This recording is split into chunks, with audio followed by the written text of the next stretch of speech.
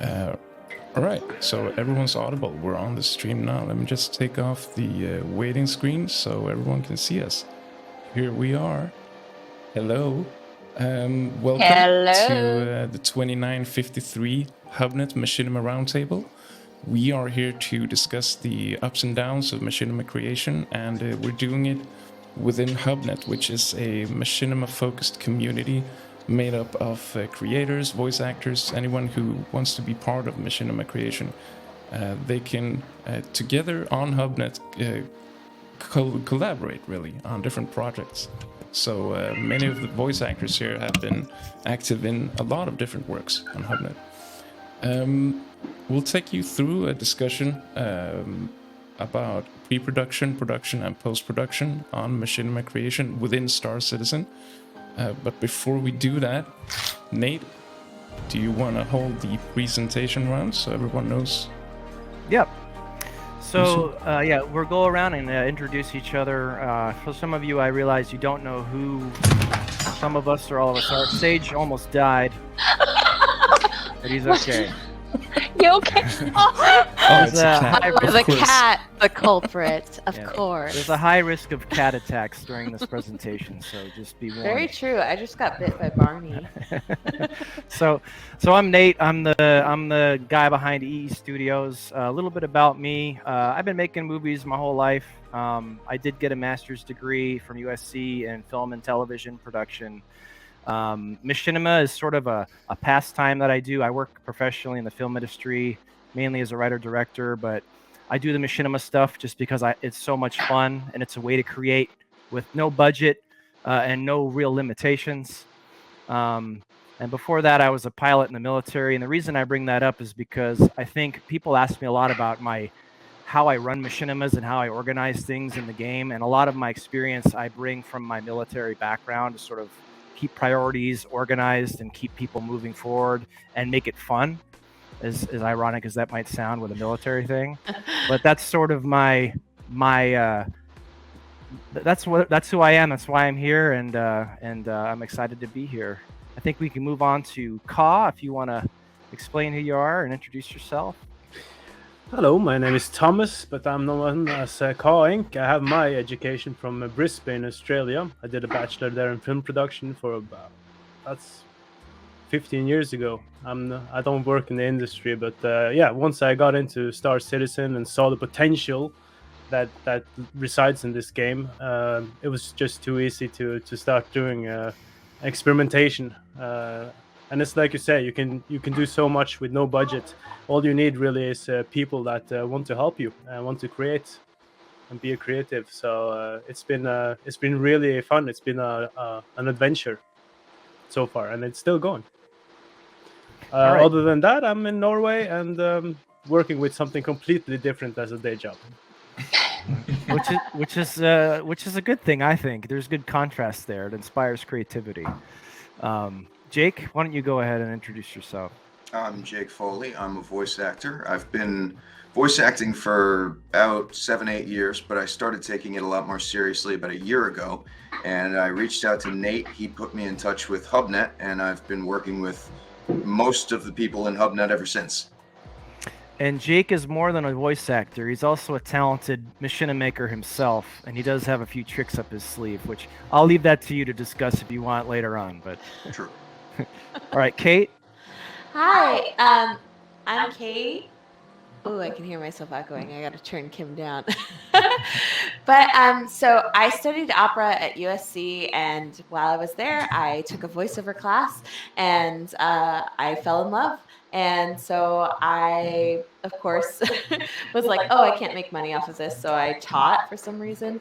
And after teaching for years and going through the COVID thing, I was like, ugh, I'm so burnt out. I really love voice acting. I want to get back to that.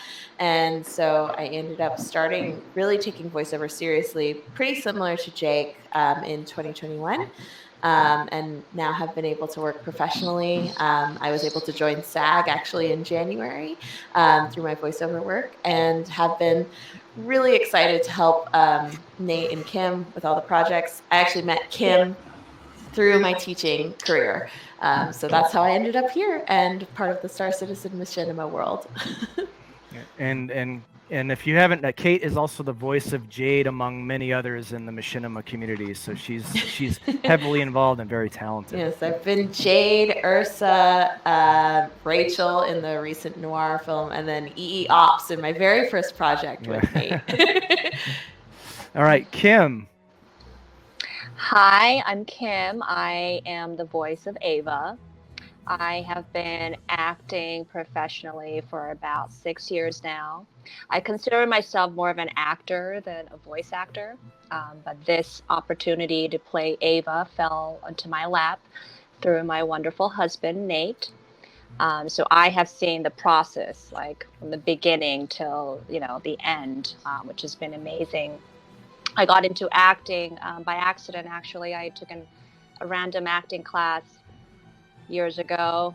First class, I was hooked, and within a week I knew it was what I wanted to do for the rest of my life, but I was too scared at the time because I do not have a background in acting.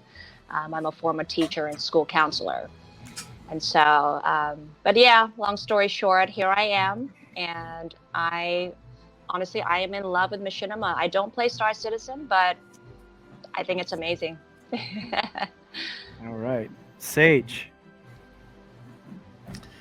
Yes, so I'm Sage Parville. I have been messing around with filmography since I was old enough to operate my parents' old VHF camcorder. Never been a professional pursuit, but just something I enjoyed doing. Grew up, self-teach myself various programs over the years, so you just messed around with it. Never really took it too serious. It was just something I did as for fun, whether it was live action, vlogging, or making little short films. And then Machinima world, I kind of started seeing what people were doing inside Star Citizen. I was like, I should do that. So yeah, I just kind of jumped into it, and then started taking other passions in my life and melding them into this wonderful world of Machinima and Star Citizen creation, and just had a great time in meeting some of the most interesting people. I think in any community that I've been a part of.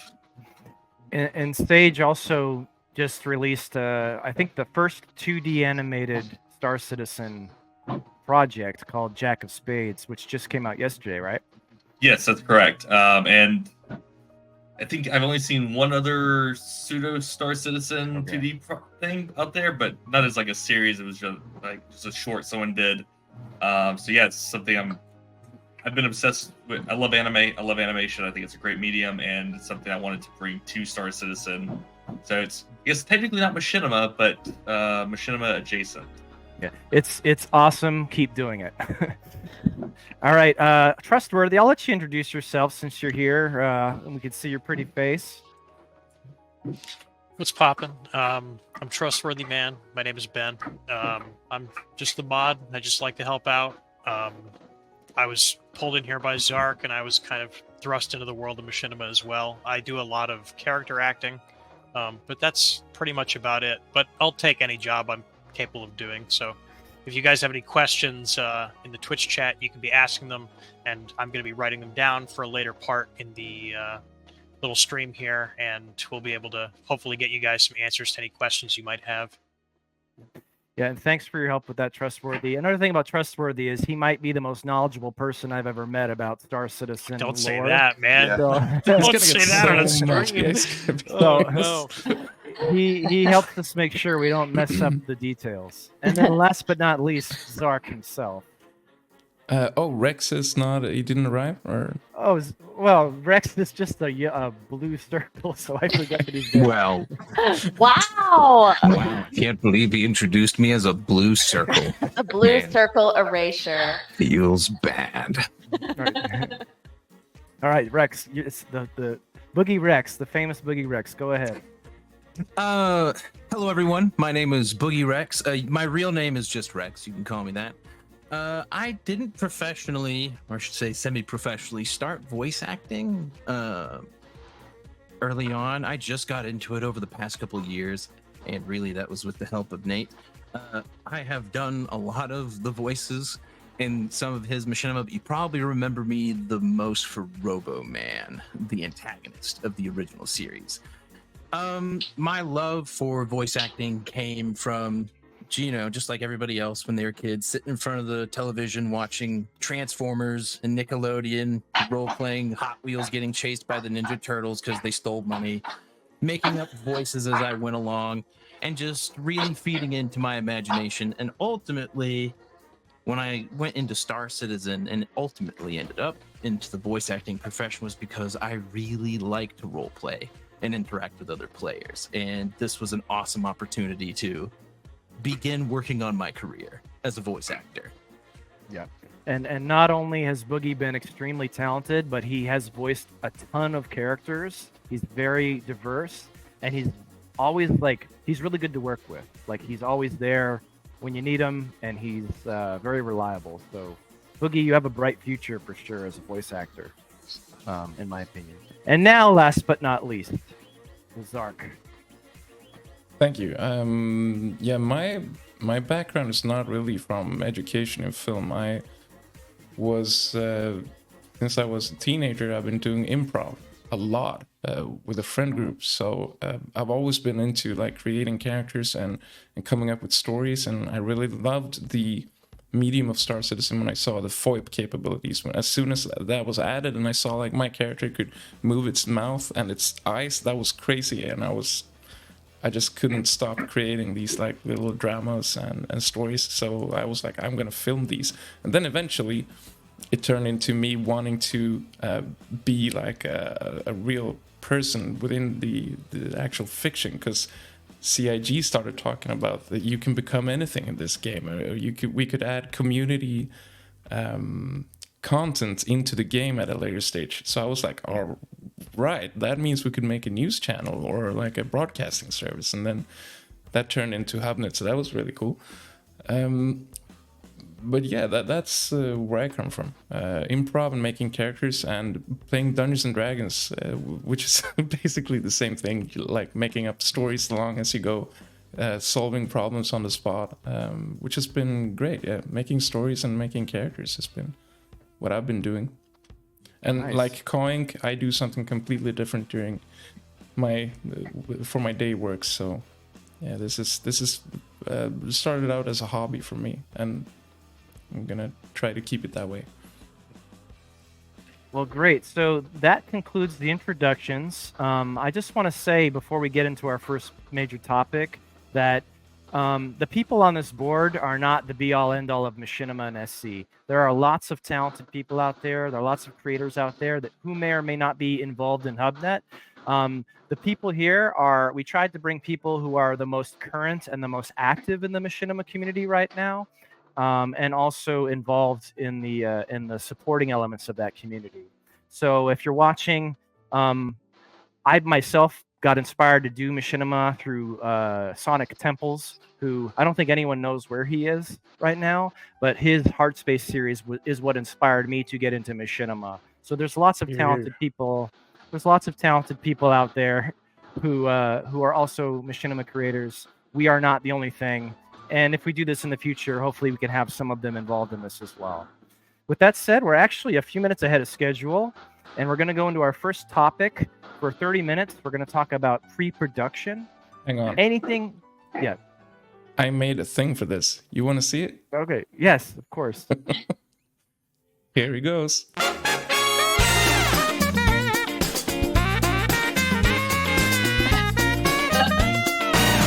There we go. Are you Right, screen Nate. sharing? I don't. Continue. Okay. So we're going to talk about pre-production for the next 30 minutes. So if you are watching live, feel free to ask any questions about pre-production, and we will eventually get to it throughout the show, maybe during this section, and Trustworthy Man will be moderating those questions.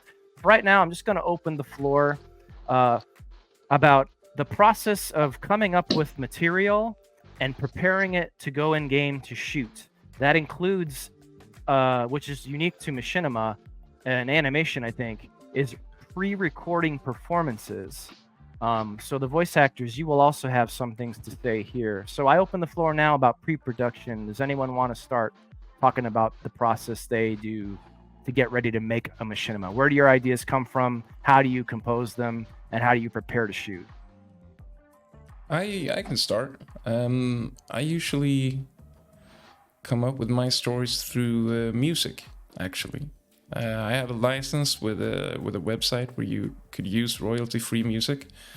So using their like database, I go into searching different like themes. They have like sections from genres or moods. And if I'm like I want to create something, I go to moods and I just click, sad or happy or whatever, and I get a bunch of songs and I find something that like makes something in my head. When I listen to it, I can just see like a story happening, and then from that I try to just write down what comes to mind, basically, and then I just try to find music that fits that first like initial thought. Yeah, I'll say initially when I started doing Overclocked, it was music that put me in the mood, that gave me the ideas to make a story. But after that, it was the characters themselves. Like I became obsessed with Ava, and I wanted to just sort of explore her more. But my big thing with coming up with a story that's worth writing for me or worth making, because it's so much work to make something, is I have to feel what I call the lightning bolt, which is like a surge of super extreme excitement. And then usually what I'll do is I get a coffee every morning. It's sort of my ritual to like clear my head. And while I'm sipping my Starbucks, I will jot down notes on my notes app in my phone and sort of come up with a rough outline of things that I feel excited about, and that'll eventually grow into whatever the next episode or thing will be. So, do you keep it in your notes app though, or do you like? Is there a point where you transfer it over from your notes app from like a mumble jumble to over to like a more organized script sort of thing? What I personally do is I eventually, if I feel solid enough about it, I'll transfer it over to just a simple Word document. So I write scripts in real life professionally, and so when I do machinima, I really don't want to do that. Like I want to take a break. So what I do is I just outline the basic scene by scene, play by play, and then I will write very basic lines of dialogue that might come into those moments, and it's all in like a Word document or even a notes document that I just have on my desktop. So I take a very non-structured approach, and the reason being is because, and I know many of you can attest to this, is that it's so much work making the machinima that I don't want to burn myself out before I even get in the game, the broken alpha game, to try to make something. I'd rather just go in as fresh as I can to just sort of flex with it, because the game doesn't let you do what you want to do half the time. So that's sort of my approach. A good approach. Yeah.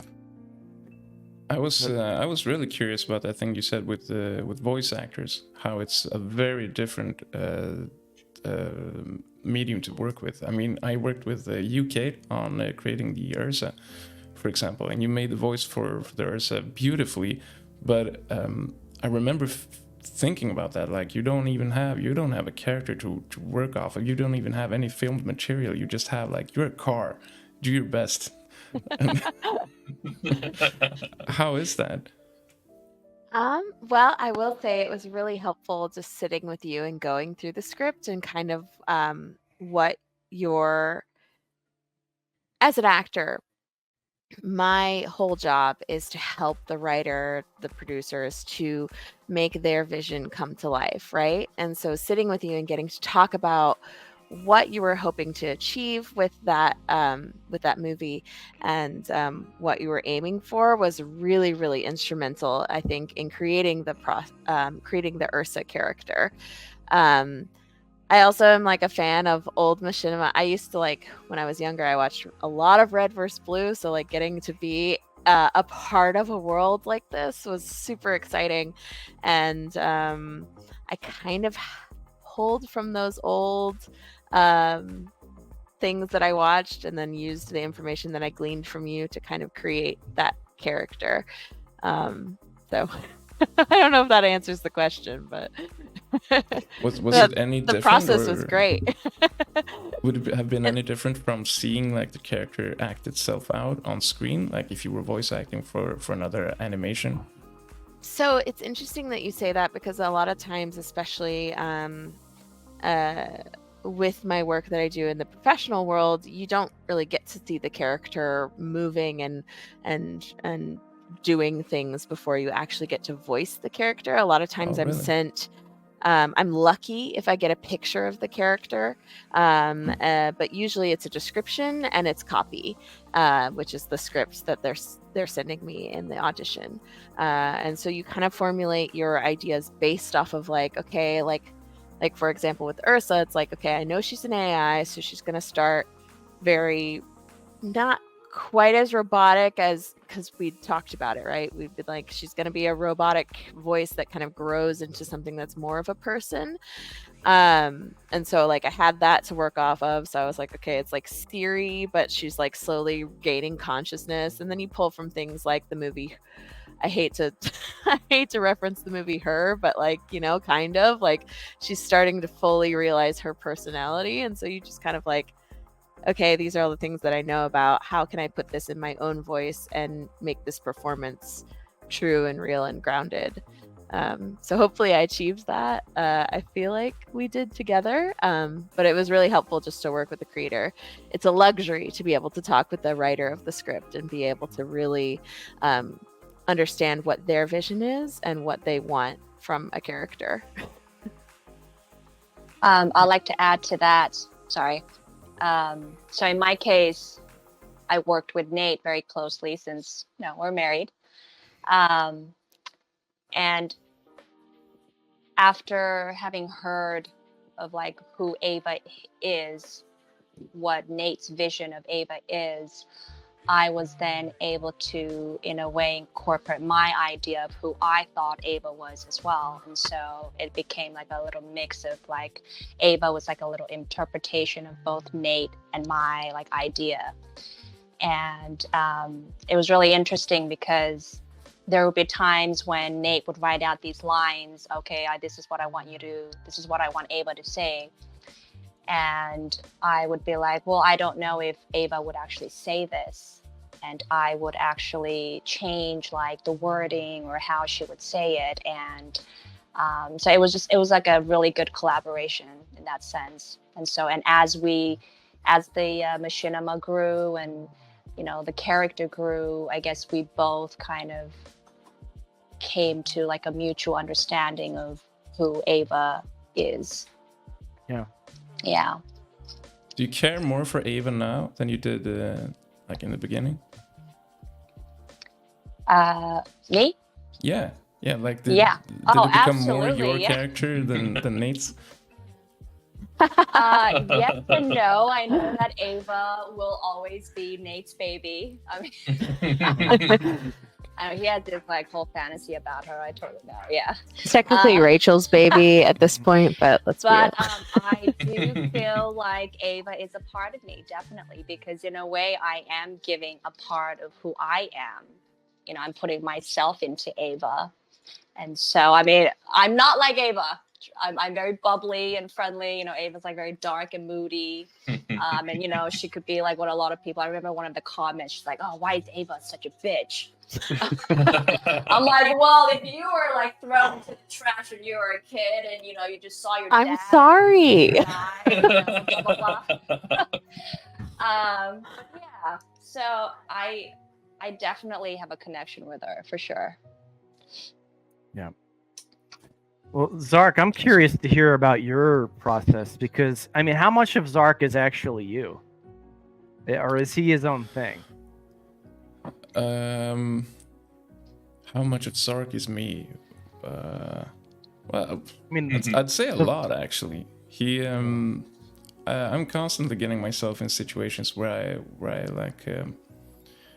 I'm either think too well of people or I'm just too naive. in some situation and I feel Zark is there too. He's like, what, on Hurston? No way, I've never seen that. And he just goes about his business. They couldn't do that, they're too rich. And I feel Zark. I feel like I'm like that myself as well, and just trying to make the best of every situations as well. You know what? I love the fact. Oh, you cut out, Sage. You're muted, Sage. There we go. Okay. There you go. Love the common thread throughout, like, the machinimas within HubNet and then elsewhere as well. Hurston's always the bad guy. We just all hate Hurston so much, which I think was hilarious. Because one thing I loved about your early stuff, Zark, was that it was so like bubbly and upbeat about Hurston, which everyone hates. He just got his job. It's so like you're creating that whole storyline where you slowly you discover the truth. I think it was just fantastic. It played so well into like the rest of sort of the meta opinion of the community of like we just all hate Hurston a lot. Well, I'm curious, Sark, with your planning. Do you write scripts? How do you come up with your ideas? I do. I have a few things that are recurring, which helps me a lot, since I don't have a lot of time with a kid right now. And I mean, that fluctuates, of course. Sometimes you have a lot of time. Sometimes you get a weekend when he's off at his grandparents or whatever. But during those times, I lean a lot on like my recurring things, like the news show that already has like a whole framework developed. But I work on the scripts then. I pull out like 3 different stories. I try to make them as good as possible, and it's not a lot of voice acting on my part, since I use reporters, like voice actors that read the scripts that I send them, and then I make a little story out of that. But during the times like when I'm on summer break, or my son is away for like a week at his grandparents, or like off periods where you have more time than usual, that's when I try to work on other things like Beacon Banu or a continuation of Zark's story or stuff like that. And I do write scripts, but they're only in text in Google Docs. I barely even make them like character lines. Yeah. It's just text. That's like the same as me. In fact, do any of the producers here write proper scripts for their machinima? Yeah. I did for the most recent one, yeah. Yeah. Well, okay. Well, talk like why would you? I'm sure some people watching are like, I would write a script. How can you not write a script? Well, why would you write a script? I mean, does it just help you formulate the ideas more and hash it out on paper? Or so one thing I discovered in this process of creating, so traditionally I never did. I rarely had a script. It was the images were in my head. Most of what I created early on was more of they were trailers for events, or they were more or less like GMV, gaming music videos, where I, similar to a discussion earlier, hear a song, and I'm just like, I want to capture some images and put it to the music. With my current project, though, I have so many other people working on it that I have to take what's in my head and translate that into something. It's an international audience too, like working with people around the world. English isn't everyone's first language, so actually writing stuff down and breaking down what my ideas are definitely was a challenge, but is absolutely necessary for what I'm working on right now. Yeah, that makes a lot of sense for sure. Cut and Win, I think you had something you were going to say as well. It started out with the proper scripts, and I was so proud of myself of doing the work right, and then it just kind of degraded as we went along. So now it's basically just a document with the shot list incorporated in between. So it's just a mess. I'm the only one that understands it, but it helps me. That's what I need to keep order and make sense of every scene. And of course, it always changes because I don't know. I'm not very good at making decisions and keeping by them. So I'm just kind of always changing stuff on the way. So when we shoot, people they don't know what we're gonna shoot on the day. I'll just tell them. So Yeah. when you record, when you do the voices, are you doing them in game? Are you doing them in post or in like pre-production, like we're talking about now? Very good question. I find that I always do the voices first, and then I Okay, do yeah. the acting afterwards. I try to do it the other way around. Some people might find that easier. I could not do it. So, yeah, and that's something I want to touch on. And for me personally, that's one of the biggest differences between real life filmmaking and machinima is I personally prefer to get the voice performances edited first because they dictate the FOIP in the game, and they also dictate the sort of the stuff you can cut to and cut away from. Because honestly, no matter how much you do FOIP, it's never going to be perfect. And there are times... Well, no, I'm kidding. Sorry. Unless you're Zark media. But like, what I do is I will get the voice performance. So what I do is I'll have like Kate or Kim, for example, they'll do 3 takes of each scene or each line. And then I will build a voice performance out of their takes. And then I will roughly assemble it and then bring it in game. And then literally, like Jake can attest, Jake and I will sit there and like puppeteer our avatars off of the performance per line in the game. And it is frustrating. It is difficult. Actually, Jake makes it look really easy. I don't know. Jake's like a professional puppeteer in Star Citizen. But that's sort of how I do it. I don't know how you guys handle that stuff. Jake, do you shave before you do the FOIP? I don't have to fully shave down, but you don't want to have a big beard. It won't read your face if you have a big beard, unfortunately. Star Citizen is prejudiced against beards. That's why you can't use FOIP if you have one, and you can't make a character with a beard. That's true. His face is so serious when he says that. It's very convincing. And I'm seeing questions about webcams. I use the Logitech Brio 4K, but there are other people who get good results who use other things. It's, I don't know. If everybody who does FOIP wants to share their webcam, I guess we can do that. Yeah, that's a good transition into any questions. If you have anything written down, Trusty, is there anything regarding pre-production that you could throw at us before we move on? I've got all the questions saved here. Just give me one moment. While he's looking those up, I find it's less about the quality of the webcam and more about the settings in game as they correspond to the webcam you have. So I have a $100 Razer Kaio, and the setting is it's 30 frames per second, H.264. Seems to give me the most fluid FOIP. So it's less about the fidelity of the webcam, if I'm not mistaken, and more just about how you set it up in the game, like in the options menu. Yeah. Your lighting. I will actually also add on to that and say that one thing that's also very important when using any kind of webcam, but mostly specific to lower end cameras, lighting your face is very important. Because the more well lit your face is, especially from the left and the right, the higher resolution and the higher frame rate you'll get from your camera. Extremely I can important. say, from my experience, I recently started getting into FOIP work with Star Citizen myself. I got the Brio 4K as well, and it has a software that comes with it that allows you to tweak the settings out of the game. And if you go with a higher contrast, you can see in my camera right now, I'm very, very colorful.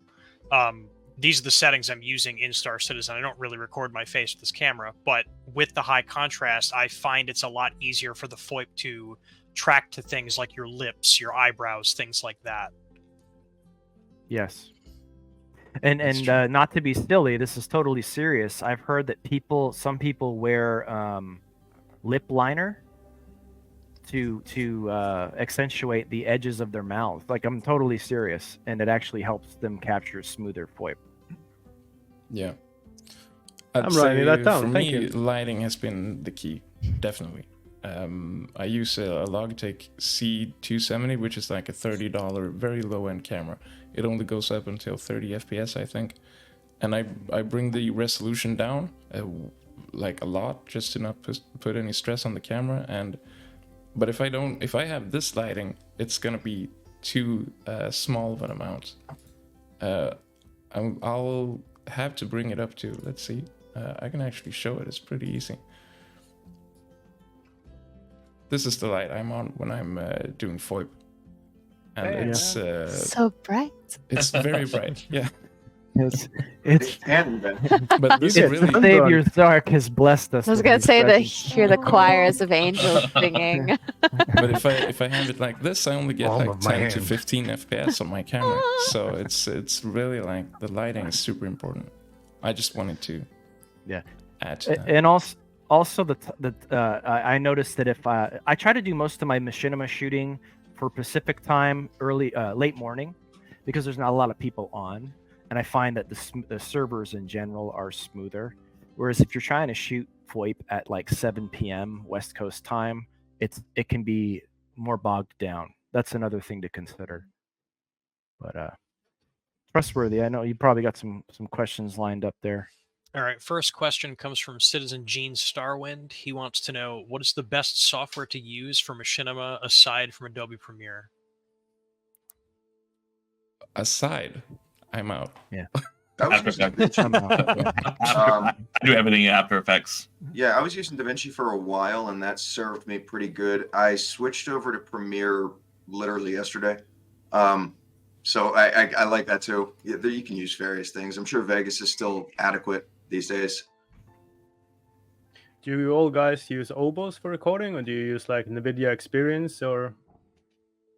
NVIDIA. Video. Yeah, Shadowplay. It works. I use OBS for recording. Okay. All right. Was there another question regarding pre-production, or should we? Nate, you said something in chat there. It Oh, popped I up. was gonna say the voice actors should do some impressions. I think Oh, some right. of our fans out there would love to see. That's, Boogie, I don't know. Can you pull out the Robo Man voice?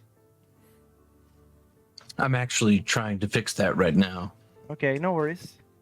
Now, Kim, I know. So here's the thing about actors. Actors are very shy people. Much like to the contrary of what you might think, actors are very introverted, shy people for the most part. And Kim is one of those people. I'm very shy. So I'm risking the stability of our marriage right now by putting her on the spot. He does this to It's me over. all the time. I'm just like walking around minding my business, and he'll just like shove the mic in my face and be like, "Say something." Like, what? Hi. But I mean, I guess you could talk a little bit about Ava, because we play Ava very flat, and like we Yeah. don't. So maybe you can do some Ava and tell us why she's so flat. Like, Well, I think we touched on it a little bit. I mean, she's freaking traumatized. I mean, she's orphaned. She was thrown out. She's witnessed a lot of death, you know, and I think when you've been through that much trauma, you tend to just be very closed off. And you know, when you live in a world in Star Citizen where anything can happen, and you run into a lot of sketchy characters, you have to be guarded. And yeah, so can you can you talk to us as Ava for 30 or 20 seconds? This is for me. This is for me. I'm sorry. it's Nate living out his fantasy. I know he secretly just wants me to be Ava all the time. Oh. So no, for the fans. Eat a dick. That's one of her lines. So what's funny? Well, I just want to touch on this too. What's funny is voice acting is still acting. Like the actors who are like professional, and Kate and Kim, you can speak more to this, but like they still have to do the character work. They still have to understand like what's going on in the scene, and they still have to physically perform. So when I'm recording Kim, she gets like this tough kind of like shoulders back, kind of swagger, and like you see her embody this person.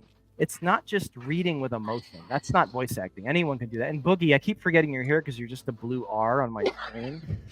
But Boogie's probably the king of like character acting. Yeah. Been trying viciously to try and get a lucid picture of something up for the last 10 minutes. I want to see Boogie so bad.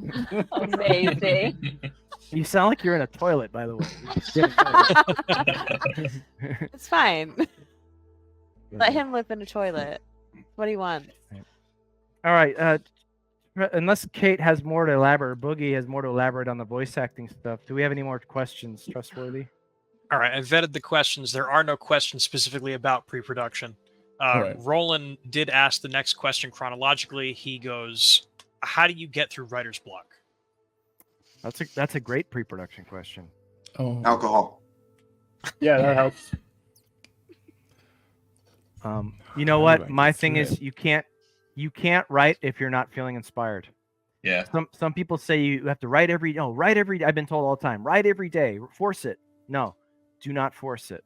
If you can't write, go for a walk, go for a run, watch a movie, hang out with friends, go to work. I know Cut and Win, you said you do something very different from Machinima during the day. That's probably very good.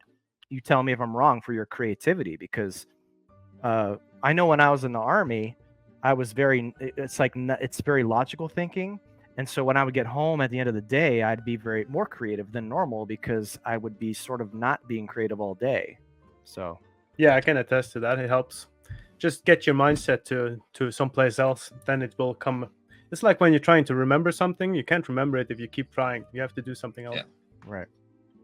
I find that so most of my inspiration comes. I have a 45-minute commute each way, which isn't bad. It's all like backcountry highways, and yeah, if I'm just stuck on something, like I don't know how I want this to play out or what I need to right here as I'm going to work in the mornings, put on the right soundtrack to the thing and just talk it out with myself as I drive. So yeah, it's finding a quiet place where you kind of it's just you and you can let your ideas just come out. I'm sure people that see me at stop at a stop sign think I'm crazy. Talking to myself. In my experience, the best ideas don't come from here. They come from, it sounds maybe cheesy, but they come from here. They come from a feeling. And then you get excited about something, and then it formulates into an idea. It's, for me personally, it's very rarely the other way around. If I try to overthink something, I get cranky, I get frustrated, I don't like what I'm doing, and then I hate it. By the end of it, I don't want to do it. Yeah. So if I get out, and that happens to me all the time, and I hate it, but then and then I go get a coffee, and it's all good. Going off of that, that's the same thing with me in the sense that when I'm actually voicing Ava, I try not to think too much of how I should do it or what I should be saying. I try to just feel the emotions that she's feeling, depending on what situation she's in. And so, and then going back to just physically embodying her. I remember one scene in one of the series, one of the episodes, she's running and she's screaming because Jade had just gotten killed. And and this was right after she saw her dad and her brother get killed in front of her as well. And so, and she's running and screaming and she's shooting and killing off all the dusters. And I was running in the spot, because I wanted to get into that physical and emotional space that she was in. And so I was physically running in the spot and screaming, and to just get that feeling, if that makes sense. So yeah, I try not to think too much as well. And Jake, I know you just finished writing some stuff too. Well, and I don't have to try not to think. I can just not think. It's really easy. No thoughts had empty. But switching over to writing, yeah, I am. I don't know, Nate. Do we want to talk about that now? Up to you, man. We can go right ahead and talk. Sure. I'm happy to. I am currently, well, we're done writing, and we're now working on filming the next episode of Overclocked. I am going to be guest writing and directing an episode. Nate has really put me in a pretty cool position, allowing me to do this. So I'm certainly trying to do my best. And I know Overclock comes with a lot of fans sort of built into it.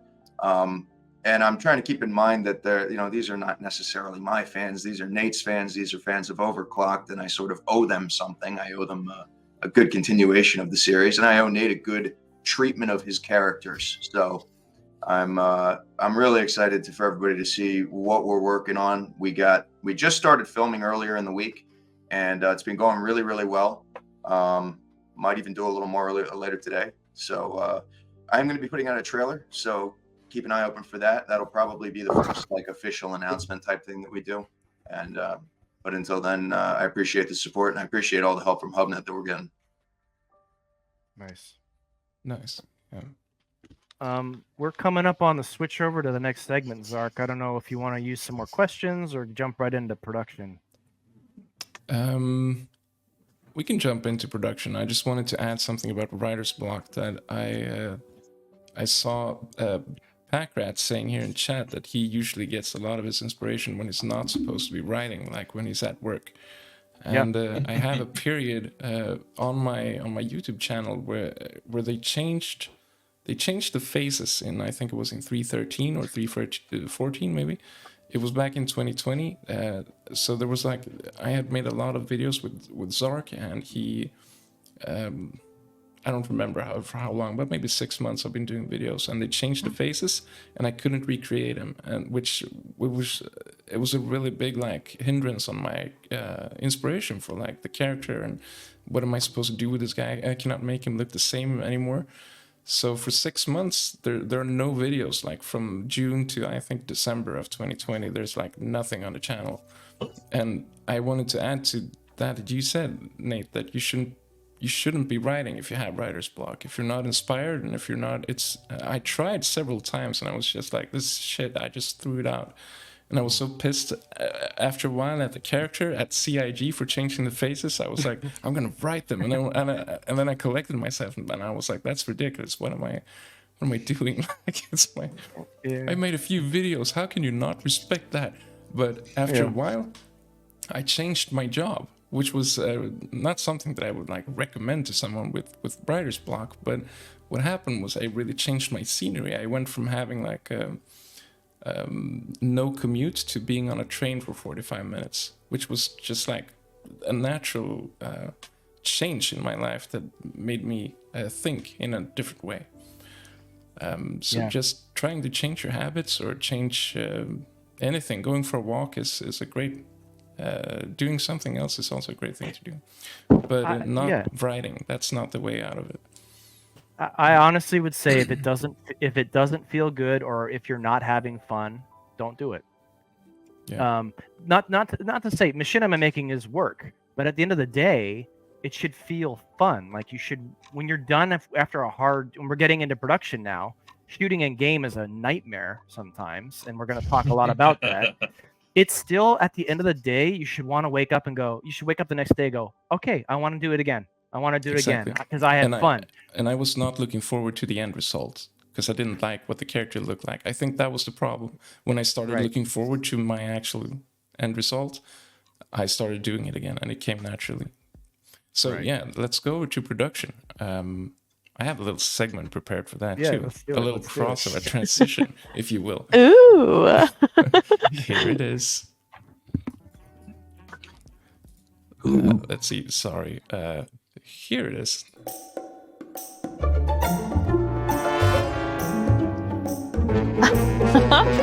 Cool. That looks great, man. Yeah. Fabulous. That's it. All right. So we're in production. Nate left. Rip. We're on the production chapter. Where is Nate? He left. He'll I don't probably know. be He back. disappeared. He probably not went to now. the bathroom. Oh, right. No, he's getting more champagne. How about that? Oh, Mm. well, I thought the first thing that we could Hey. discuss was something that I saw popping up in chat too, which is finding locations for the actual productions that you're doing. And I mean, I know a lot of us are scouring the verse, and it's gonna get much worse over time, with more systems and more spots. And I was just like, I was looking at the pyro map, and I saw, oh, I'm gonna be wanting to film like at the Gotcha. edges, like at the other planet that is like far out, and it's gonna be a 20-minute flight up there if I'm not in the right ship. So it's gonna become more tedious than it's already been. And I know a lot. I don't know if you guys started out at the same time that I did, but we had a time when we had. Are you good down there? So sorry.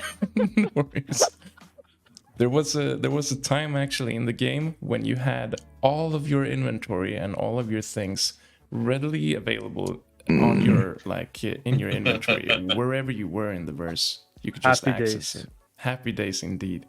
But now, I mean, we can see where this is going. This is going to be like real life, where you have to spend 20 hours going to another country where you want to film.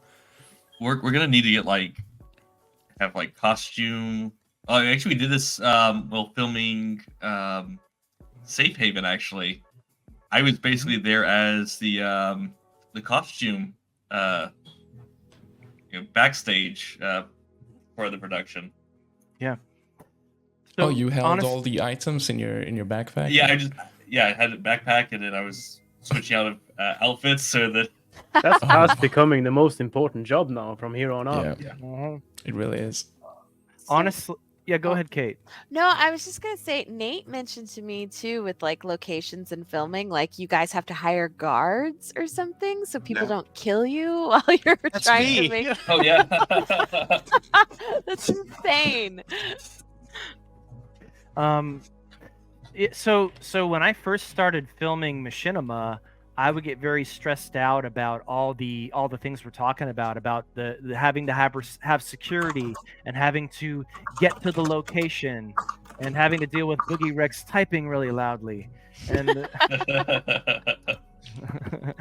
so, but the thing is, if you change your mindset, like now I look at as and people who film with me will hear this all the time. I always say, oh wow, we're having so much fun, because what I have changed my mind, because it's like we're going in this world that's dangerous and unpredictable, and we're making movies. So like the other day, I was helping Jake film some stuff. I was just there for support, which is a very nice change of pace. And we're on Daymar, which is a desert moon. And I'm sitting there and I was all excited because I could bring food and water for the crew and the cast. And I'm sitting there with my yellow backpack full of nom-noms, and Jake's out there stressing out, directing and doing all the hard stuff. And I'm like, we're out here in the desert filming on Daymar. And to me, that's the most immersive experience I've ever had in the game. Because like, you're on set and you're sitting there like, oh, and then I'm sitting there and he's filming, and I don't want to mess up the moment, but I hear like what I hear like I think is jet engines. I'm like, oh shit, is there like a bad guy coming? Are we about to get griefed or pirated or whatever you want to say? And no, it's just the wind. But man, for like 10 minutes, I'm sitting there going with my backpack of food going, do I need to get in? Do I need to call Trustworthy Man and be like, hey dude, like SOS, get in here, we need help. And to me, I've turned it into this like fun feeling. Because if I didn't, I would be so stressed out all the time, dealing with all the things the game throws at you, which is totally fair for what Star Citizen is. I think I could have my own channel just with the behind the scenes footage of all the things that went wrong and the things that we had the most fun with, because that's when you have the most fun, is when things go sideways. Yeah. And we spent an entire evening trying to get back in the M2 because it's flipped on the side, and we needed to have the stuff that was stored inside it. Oh Jesus, it pains me even to talk about it still, but it was so much fun at the time.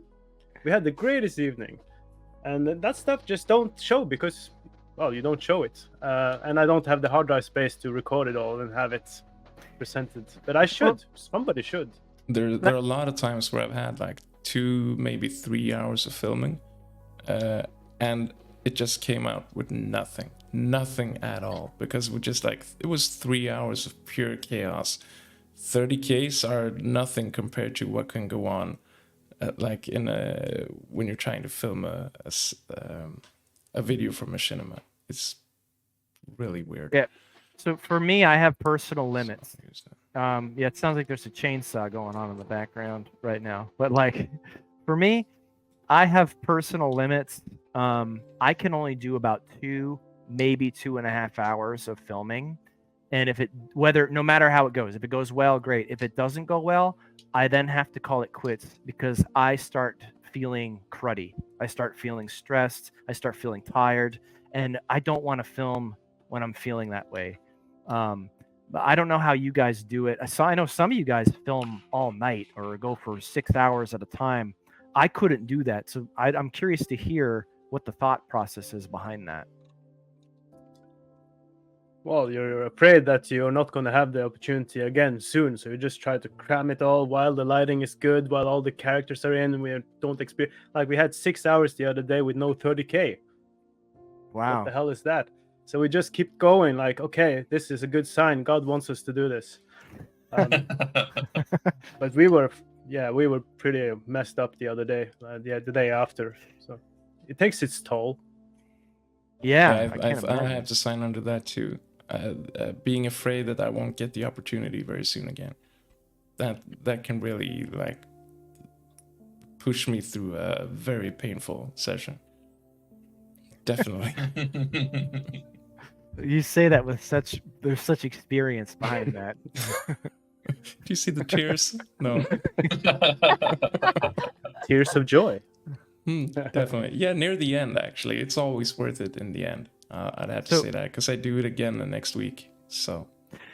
Right. That's what I was talking about earlier. It's like, if you wake up the next day and you feel excited to do it, you're on the right track. But you have to pay for it. It is hard work. I will say, like, Boogie and I were recording VoIP in the bunker once, and we heard like explosions outside, and we're sitting there doing this like chill VoIP scene, this like just 2 people talking, and as we're talking, the explosions are getting louder and louder, and then we hear gunshots in the bunker, and we're like, we're about to get waxed. And I'm like trying to get the camera. I'm like, all right, just say this one line, just say it, go. And he's like, my VoIP isn't working. I'm like, I don't care, just say it, dude, like, we'll fix it in post. And then like, yeah, so I remember that he was staring at me, and I'm looking at a console, and through my peripheral vision, I'm like, Nate, there's bullets flying down the hallway. He's like, no, we're good. Let's just get this real quick. Right now, we're almost done. I'm curious, did you die in the end? Like, what was the resulting? Didn't I just run out there and kill him? I was think like, you read. hey, we're busy. Go away. But the thing is, we're not in like. We're like, players usually they're like laden in the heaviest armor you would never wear every day, and like we're sitting there in like suits and ties because we're doing some civilian scene. So Boogie goes out probably with a friggin' pistol and a tie on. And like, it was an arc-light pistol, and I was wearing my tight shorts and a t-shirt, and I just I took care of business. And then I took care of business. Oh, it must feel bad to be killed by a guy in tight shorts, I gotta say. I was an old man too. I had an old man face. It's Even actually worse. It's strangely impressive and arousing to be killed by a man in tight shorts. Oh wow. Arousing? The restriction to the blood flow makes it to where you're more alert. Well, you're like, man, that's the best player in the game that just killed me. Holy shit. No.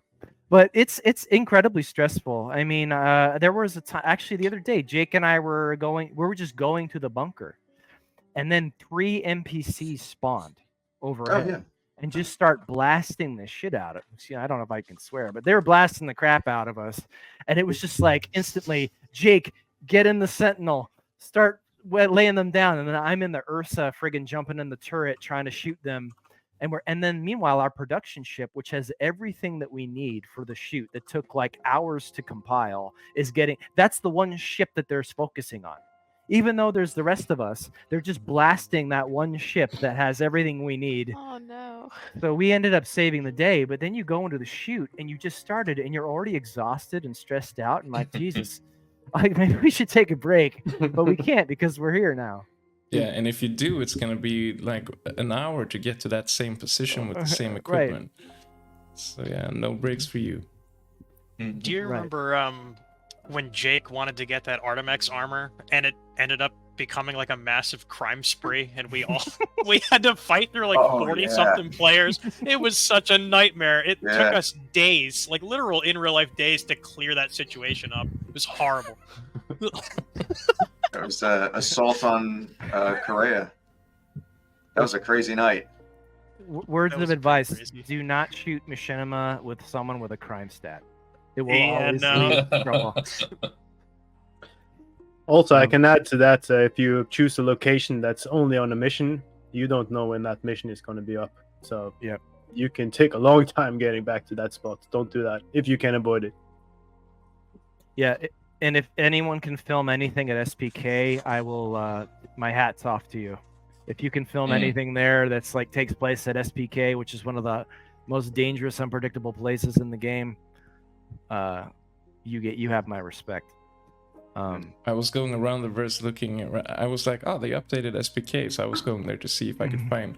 I'm always looking for blue screens or green screens, and I know Crusader has a lot of blue panels, so I was like, SPK is gonna be perfect. But I gave that up. That it's impossible. I could add to that price pool definitely. It's one of the hardest, but because you're talking about the new one, right? The remade in the PT. Well, especially the new one. yeah. Which what you just said, Zark, is I think I don't mean to talk. You guys can fill in as well. We have a saying in the industry called "kill your babies," and it means like you can't get everything you want. You will never get everything you want. You will have your precious things that you say, I have to have this thing. You will have to kill at least 10 of your 50 babies that you have that you need to have. Isn't it Because kill your darlings? Kill your babies? yeah. You say that? Kill your babies because I'm hardcore. Okay. They eat your babies in Norway. I think Eat they're your soft. babies? Oh. But yeah, you cook them so they're medium No, rare. raw man. Raw man. But I think what we're saying here, and I think everyone here who's tried to make Machinima in game, please share. It will never be perfect. Perfection is the enemy of good enough, truly, because there's always something wrong. There's always a FOIP glitch issue. There's always a player coming to shoot you. There's always someone 30King. You have to problem solve. Otherwise, you'll never get it done. It'll just go on forever and you'll burn out and you'll never finish what you were working on. So, I mean, I don't know if you guys can speak more on that, but I certainly can. Yeah. I mean, I can think of another example of Machinima being difficult. In the noir film that Nate and I just finished working on, the bar scene, that was like maybe the hardest scene. I don't know if you think so too, but that was like maybe the most frustrating scene in the whole Machinima film. We filmed a scene in a bar on Lorville, so we're surrounded by NPCs, and the bartender was continuously walking through the shot, pushing our actors around, messing up the camera, because of course the camera is a physicalized object, and there was nothing we could do about it. And we were at certain points we were getting bad latency because it's 100 NPCs in that bar. And I think I made a note when we were filming, and I went, the next time I need to do a bar scene for anything, I'm going to look at the bars that are on ships first, because that's an environment I can control. That's an environment that I can take it all the way out in the middle of space and we're not having as much latency. If I need a bartender NPC, I'll get one of my friends to come pretend to be a bartender NPC. He won't push me out of the way and mess the camera up. It's hindsight 2020, but that's valuable because I probably will do a bar scene in the near future, and that's something I'm going to use to make it a lot easier. Yeah. So little things like that, wow, this was tough. What can I do next time to make this a little less stressful on myself? Yeah, and I was thinking, like, is there somewhere else we can film this right now? And getting a ship and all that was too much time. Like, I didn't have that time. So literally it became like we figured out the bartender's pattern, and when he was out of the way, I would lock the camera in and I would say, Jake, go. Like, just go. And he would, like, run through lines, like VoIP lines, and we would get as much as we can. And if you get enough footage, you can make it work in post. You can cut around it, stuff like that. But control is key. You want to give yourself as much control as possible, which in Star Citizen, we all know, like, you can only have so much control. Yeah, there's always lighting changing and characters going about, or griefers or NPC spawning, or or bugs. L- Of course. Lighting is a massive headache. The sun going down, that is just something you have to deal with. There are I think some people say what is OM1 and some other OM are closer to the poles, so you can get more consistent lighting. But then again, you might not get the scenery you want, or you might not get the location you want. So you just have to sort of plug and play and problem solve constantly. That was actually one of the biggest for people who have seen Beacon Banu. That was one of the biggest issues that I had to deal with working on Beacon Banu constantly, because he was, Oliver was driving his Ursa over the course of a planet, and the sunlight had to be just the right sunlight, like all throughout the entire machinima. And I filmed it over several weeks, so I always had to use there are guides actually if you're trying to do this on or not guides but websites where you can put in your celestial body in Star Citizen and your location, and you can see exactly when the sun rises and the sun sets for that specific location. That was really helpful, so I could go to these different locations where it was just like in 5 hours there's going to be 2 hours until sunlight, and so that was like perfect. I know there's a dawn coming, so that's perfect for filming this. But lighting, really, it takes a lot of time planning that out. Yeah, does anyone else have any stories they want to share? We have about 10 minutes left in this segment. We also, I know, have a few questions. Cut and Win, Sage, Jake, anybody? The only thing I'll add is one thing early on I learned was keep the camera rolling. When it comes to, you mentioned like if you have enough footage, you can do pretty much anything with it. Just getting as much footage as possible, especially with any sort of like outside the ship scenes. You can record 3 hours, and it's like, well, I'm not gonna use all of it, but there's gonna be at least some B-roll that I can use later. That's a great point. I'm glad you said that, because I know some filmmakers like to keep it rolling. I get stressed out when I have too much footage. I like to go in more like controlled. I Cut and Win smiling. Maybe he's the same way. We're coming from a film background. We're destroyed. We think it costs money, but it doesn't. Oh, it costs hard drive space. Right. So I get stressed out when I have too much footage to look at. That's me personally. Okay. I think some people, not to knock you at all. I think some people want to have that, and that's totally okay. But there's two schools of thought there. There's the keep the camera rolling, because you have fun accidents or things you can use. Absolutely agree. And then there's me, who is like, get what you need, but let it run a little long on the heads and tails, so you can maybe pull from there. So that's interesting. I'm sure some of our viewers are probably grappling with that. Like, what do I do? Do I let it run? Do what makes you feel less stressed. If you have the CPU power, you can have an instant replay going. You could have like the last 2 minutes recorded all the time, and if anything happens, you can just capture it, and you have that captured on your drive. Yeah, I do that on OBS. It's available on NVIDIA's overlaid. I don't remember the name for it, but it's enabled there too. But I do that on OBS. Yeah. And usually when something happens, it happens so fast, and usually you come up like afterwards, you're like, should have gotten my cameras rolling, just as I saw that situation started right happening. But that's a good tip. Yeah, and one thing I want to say too is, for me, when I'm filming in the game, I try not to let time go to waste. So, like, let's say we're all mobilizing and we're going to Lorville to shoot a scene.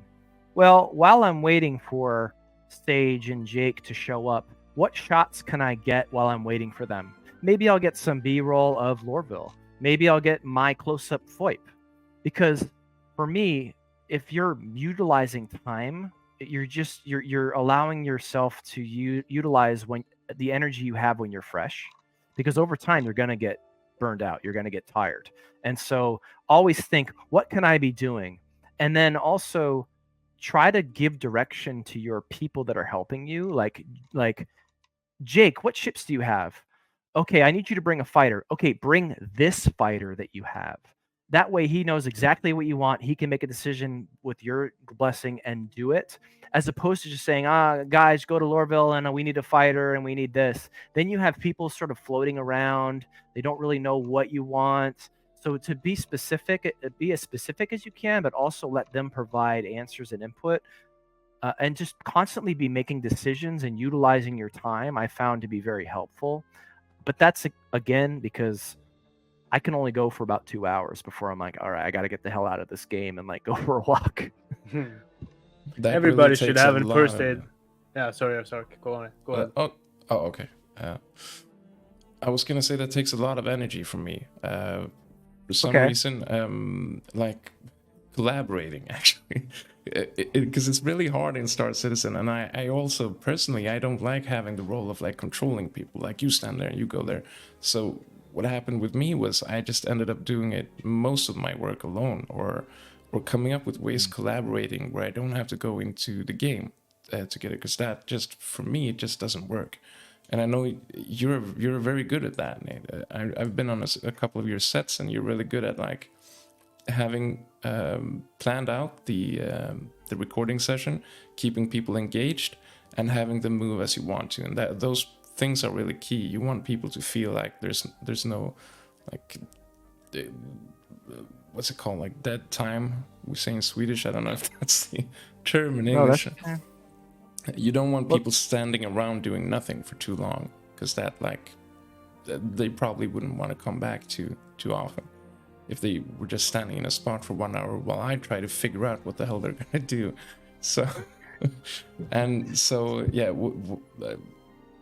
I ended up solving it in another way.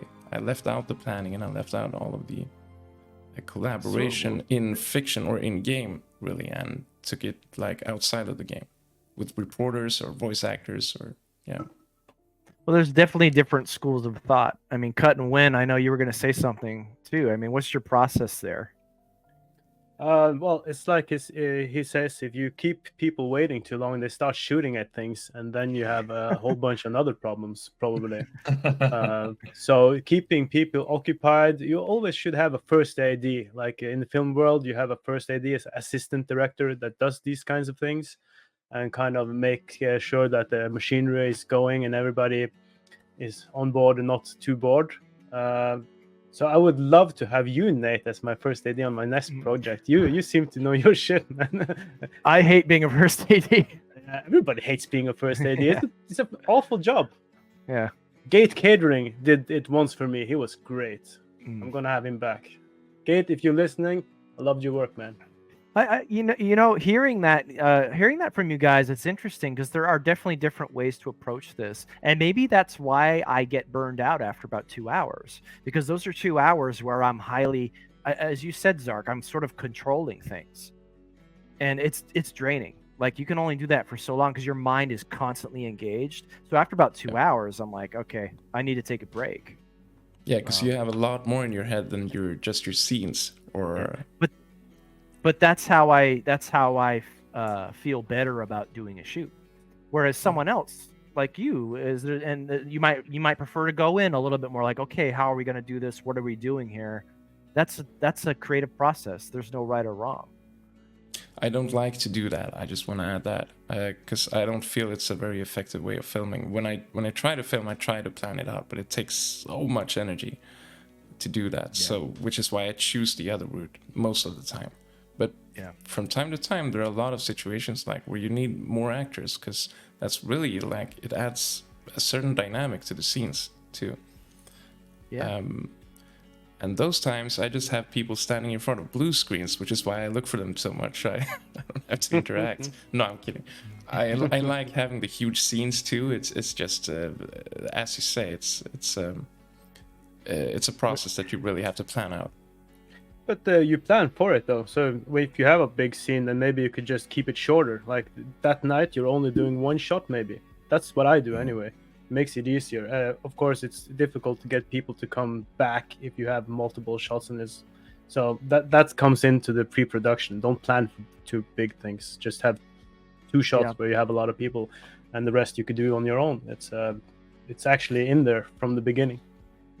That's exactly what I was thinking, Cut and Win, is that most of the machinima that I've made, and I think it's the same for most of you, is involving maybe 2 or 3 other people max most of the time. And then occasionally, I think we lost Boogie. Occasionally, there he is. Occasionally you have HubNet to like bring in groups of people. But if you're sitting there stressing out trying to get people planned on your shoot all the time, it's never going to be solid. Like even making Overclocked, it was like day by day, hey Jake, can you help? Hey Boogie, are you around? And it was like, okay, they're around. Okay, we're going to do these things that we can do. And if they're not around, then I just have to wait. Because if you try to plan ahead too much, people will say they're going to be there and then they can't because real life, right? So don't stress out about trying to control it too much because you're never going to have 100% control. Like you're never going to, I mean, I'm not. You just sort of like, HubNet's been great because there's like 150 people who are there and you're like, hey, can anyone help me? And you're bound to get at least 2 people that can help. Yep. I got a question for you, Nate. Yep. How do you keep everything organized on your end? Like you got all these shots in your head of like that you want. You know, you go into these. Do you keep a checklist? Is it just all between the ears, or what's your process of that? Like keeping things organized. I don't do shot lists for machinima. I do for real life because there's money and time. But in machinima, it's like I said, 2-3 hours at a time. And what I'll do is I'll just think of a scene that we need to shoot that day, and I'll say I'm going to start with a master, and then I'll go into the FOIP stuff, and I'll work my way into close-ups. So master, mediums, close-ups, and then maybe I'll do my close-ups first because my character has fewer lines, and then Jake has like a shit ton of lines. And so while I'm doing my close-up, Jake is listening to the recordings that I put together so he can get an idea of what he's supposed to say. And I just sort of do, you call it coverage, master, mediums, close-ups, all that stuff. I sort of take that approach. And then when I'm on set, I get ideas when I see stuff. I'm like, okay, I'm going to do a master, but how am I going to do this master? Well, this is a crime scene. So let's go up high and look down at the bodies over the main characters, because that's sort of creepy. It's like someone else is watching over them. Okay, this bad guy's talking. How am I going to get his close-up? Well, I want him to feel powerful. So let me drop the camera a little bit and angle him high. And then he feels more powerful. And it goes back to what I said earlier about creating a feeling. It's less about thinking and more it's more stressful to do it this way because I don't have a plan really, and you're sort of putting a lot on yourself in the moment, and I hate wasting people's time. That's one of my things. But it's like, okay, now I need to get Boogie's close-up. He's scary. He's bad. Okay, let's drop the camera. It's too bright. Let's get some shadows on his face. Boogie, sprint over here with me by this bunker where there's some shadow. Okay, good. Oh, no, there's a bad guy. There's a friggin' player here. All right, everybody, get in your ships. Let's kill this guy. And that's sort of how it goes. Yeah. That's why I can only go for 2 hours, because after that, I just lie in bed and stare at the ceiling all day. I'm curious. So Zark or do you guys similar? Because I'll be honest, I think that's kind of how for Machinima, a lot of it's just been, let's jump in and kind of wing it, which is again different than what I'm currently doing. But and Zark, I'm just curious. The organization's just it's always a challenge. It is. I see Nate reminded us that the time for this segment is up, but I guess we'll answer this question and then we'll move on. For me, it's I think it comes a lot from my work and how I live my life from day to day. I try to avoid stress, basically. And these situations where I organize things like that, they're not super comfortable, and I guess they're not for you either, Nate. They're not comfortable, but it's like it's a thing you have to push through. But I try to avoid it instead. I'm like, my head is spinning around questions like, how can I avoid not avoid people, at all, but avoid the stress. Like, are there people that I can get on board that would like to sit around and just being creative and having like a very slow creative process together with me? And that's basically how I do it. And yeah, I like to take it slow, even with Machinima. Otherwise, if I did it some other way, it wouldn't be my work, really. Yeah. I find also that most of my, I don't know, most interesting shots or most, when I get into post and I try to reconstruct in the timeline, I usually find that, oh, this thing that I thought was going to work, like you do it on the set, Nate, while I'm probably a bit slow. So I find out in post and I say, okay, I could do this better.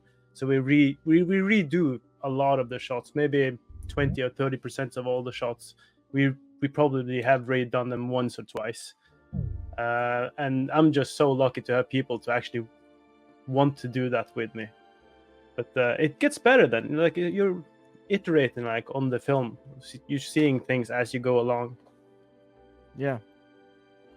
And looks like Boogie has joined us via video. Look at that Ooh, chiseled there he is. chin. As pretty as everyone else. Finally. Your face All right, is faster than your voice, but I think it'll probably solve itself once. That's usually how Jitsi that works. Yeah, right. All right. We do have to move into post-production now. And I think maybe we should lead off with some questions, Zark, if you're okay with that. Here's the post-production transition.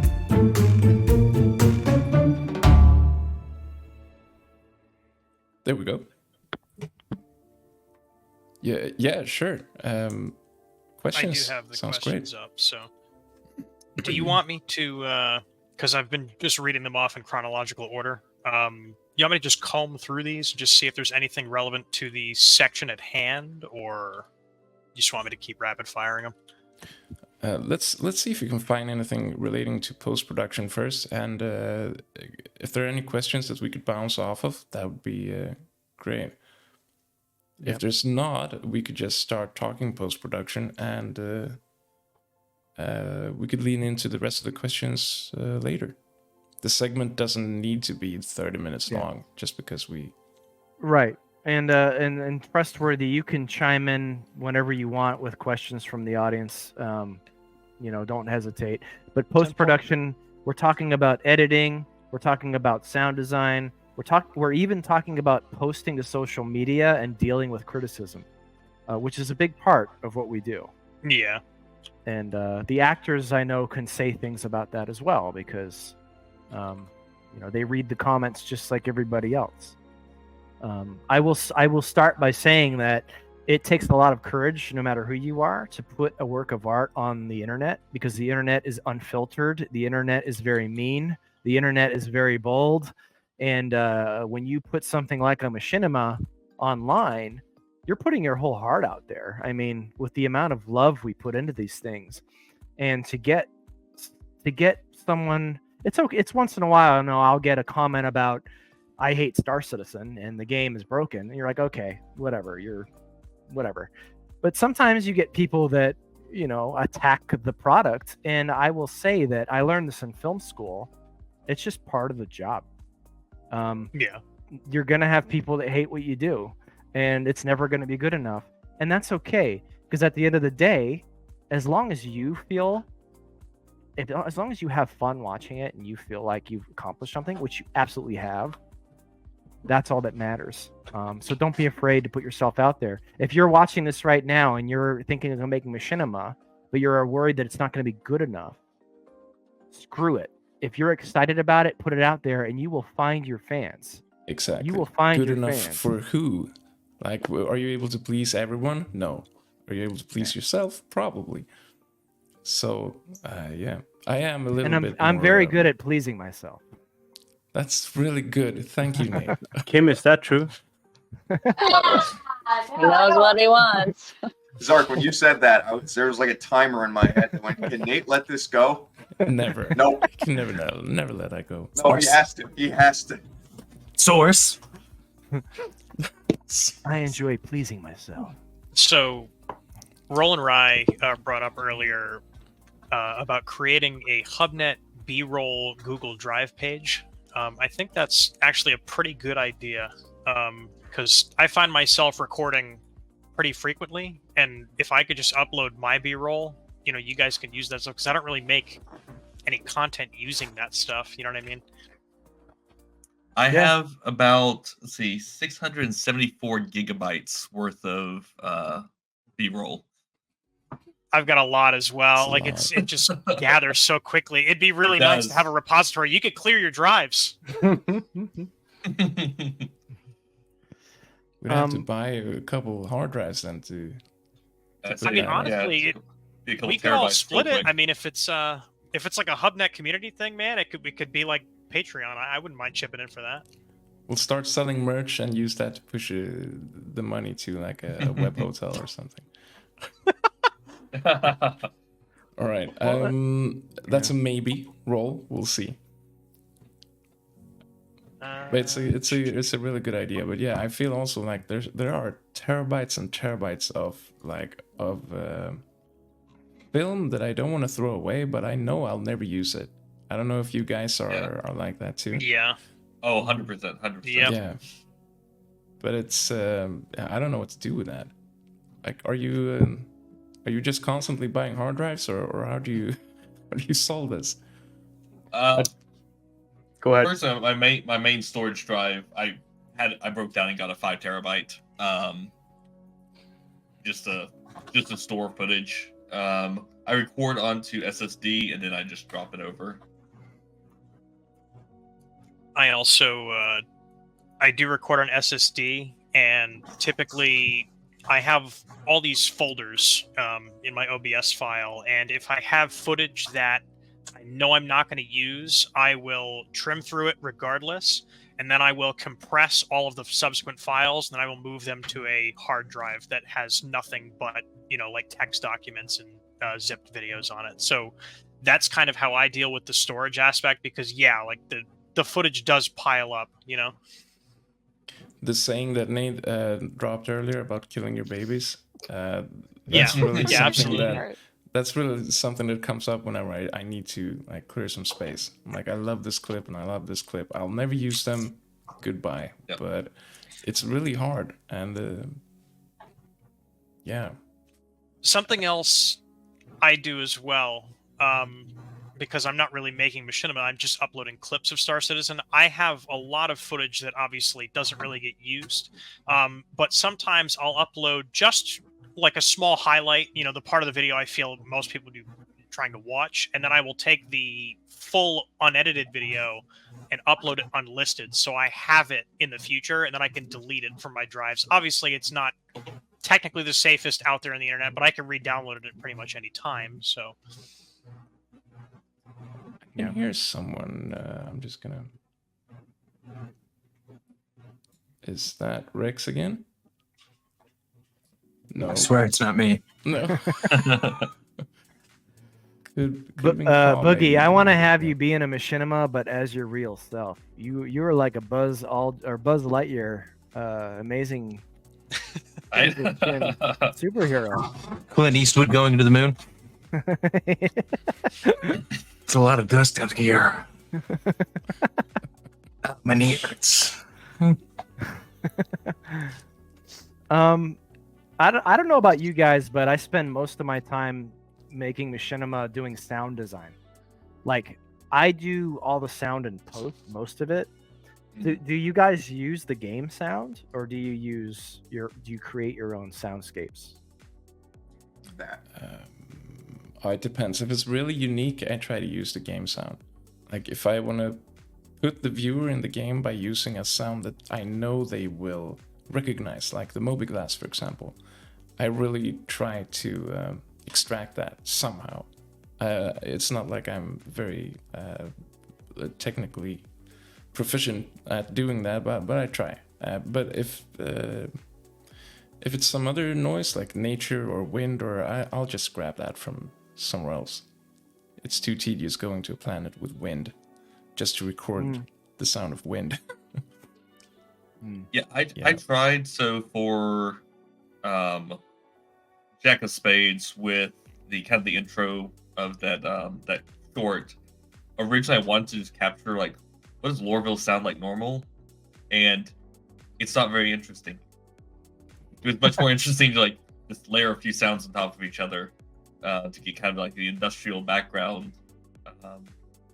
Really, the in-game sounds a lot of times is just ambiance. Yeah. Well, it goes also back to if you have a lot of people with you on the shoot, then at least I have to try to turn down the volume of the in-game sound just to be able to communicate, and that way when you record you don't really get anything. But if I hear something interesting like a specific engine sound or something, I would go back and I will record that by its own and then import it. Yeah. So it's a mix. Well, one thing too I've noticed about post-production is that, at least in Premiere, you can reframe shots slightly. You can push in and stuff like that. So like when you're filming in game, like say I'm filming a ship battle, and like I'm trying to keep up with them in the ship and film them, but they're like way off to the right side of the screen because I can't pull. But then there's like this great shot where the ship's shooting at the other ship. Well, I can take that in post and push it in to some degree and slide it over left. So when you're filming, you don't have to be perfect. You can to some degree fix it in post.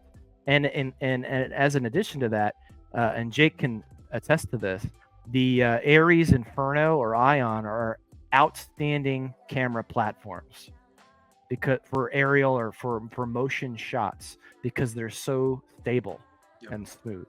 Okay. Say the ships again. The Ares, Inferno, or Ion. Yep. They're the same ship. But like those are the smoothest because sometimes I've used like the Razor and it's like whoa, like way too squirrely, or the Cuddy. The Cuddy's okay, but it's wonky in some angles.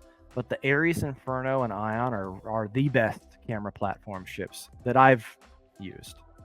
So personally, I like to use the Pisces. Pisces good. Outside of atmosphere, because once you just turn off the coupled mode, it's just very easy to either point it very quickly or just very slowly pan. But I'm also actually that's a good question. Anyone else using like HOTAS or HOSAS for filming, or using mouse and keyboard? I use HOTAS. Okay, same here. I have a controller. It's an Xbox controller, plugs in with USB. If I really need a stick for something super smooth, I can use it, but generally I'm just using mouse and keyboard. Okay. Yeah, I use mouse and keyboard for my ship, but I use an Xbox controller too for the external views.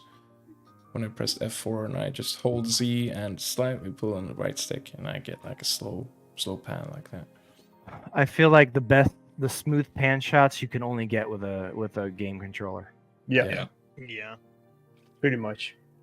Yeah, I've got the stick on my X56 on the joystick itself that I use for slow pan for camera movement. That's the only. Yeah, you have to have some sort of controllable. You just can't do it with the mouse. So, I have a question here from Citizen Gene Starwind. He wants to know what resources would you recommend for sound effects and background music? It's a good question. I use a licensing site called Epidemic, which is I pay. I think it's like $20 a month. I think. And they have a huge audio bank with music from a lot of different artists and sound effects, and you can go check out the audio bank before you actually pay anything. So yeah, go check that out, see if you like it, and just start using. It's very uncomplicated. You just link your YouTube channel or Twitch channel into your profile on Epidemic, and you can use any music. But So if you do sign up, do use his referral code. You Yeah. have to put up your referral code. Exactly. So I use Invanto elements, and it has a lot of music on there. I think Epidemic probably has maybe some better music, but Invanto also has like sound effects, graphics, stock video, So it's and I want to say it's about I think it's like maybe $20 a month, and you get all the licensing forever. So you can use their stock footage or anything like that, and not have to worry about getting copyright strikes. I use soundrangers.com, which is a sound effects and music database. You do have to pay per individual sound, but once over the years, you end up building a huge database of sounds. And then also for music, sometimes if you just reach out to the artist on YouTube, you'll find that they'll give you permission. And also, you don't have to pay for a lot of it. A lot of times they'll just let you use their music, and then they'll run ads. As long as you're okay with them running ads on your movie, that's all they want, because they get a ton of money off ad revenue. And you'll see, like the Overclocked movie, for example, there's like 3 songs that run ads, which is annoying. But the alternative is you lose that amazing music that they made. So. Yeah. Regarding that, we're on post-production. I had a question for the voice actors, because you guys don't have basically any control of your. I know, Kim, you do, because you live with your producer basically, but the rest of you don't have any control. I mean, you just send over voice files and you give them to us to like do whatever we want with. You don't to start off with. You don't even know about is this going to be good quality or not. What is my character gonna look like? Is the voice gonna be good, or I mean, is it gonna be like?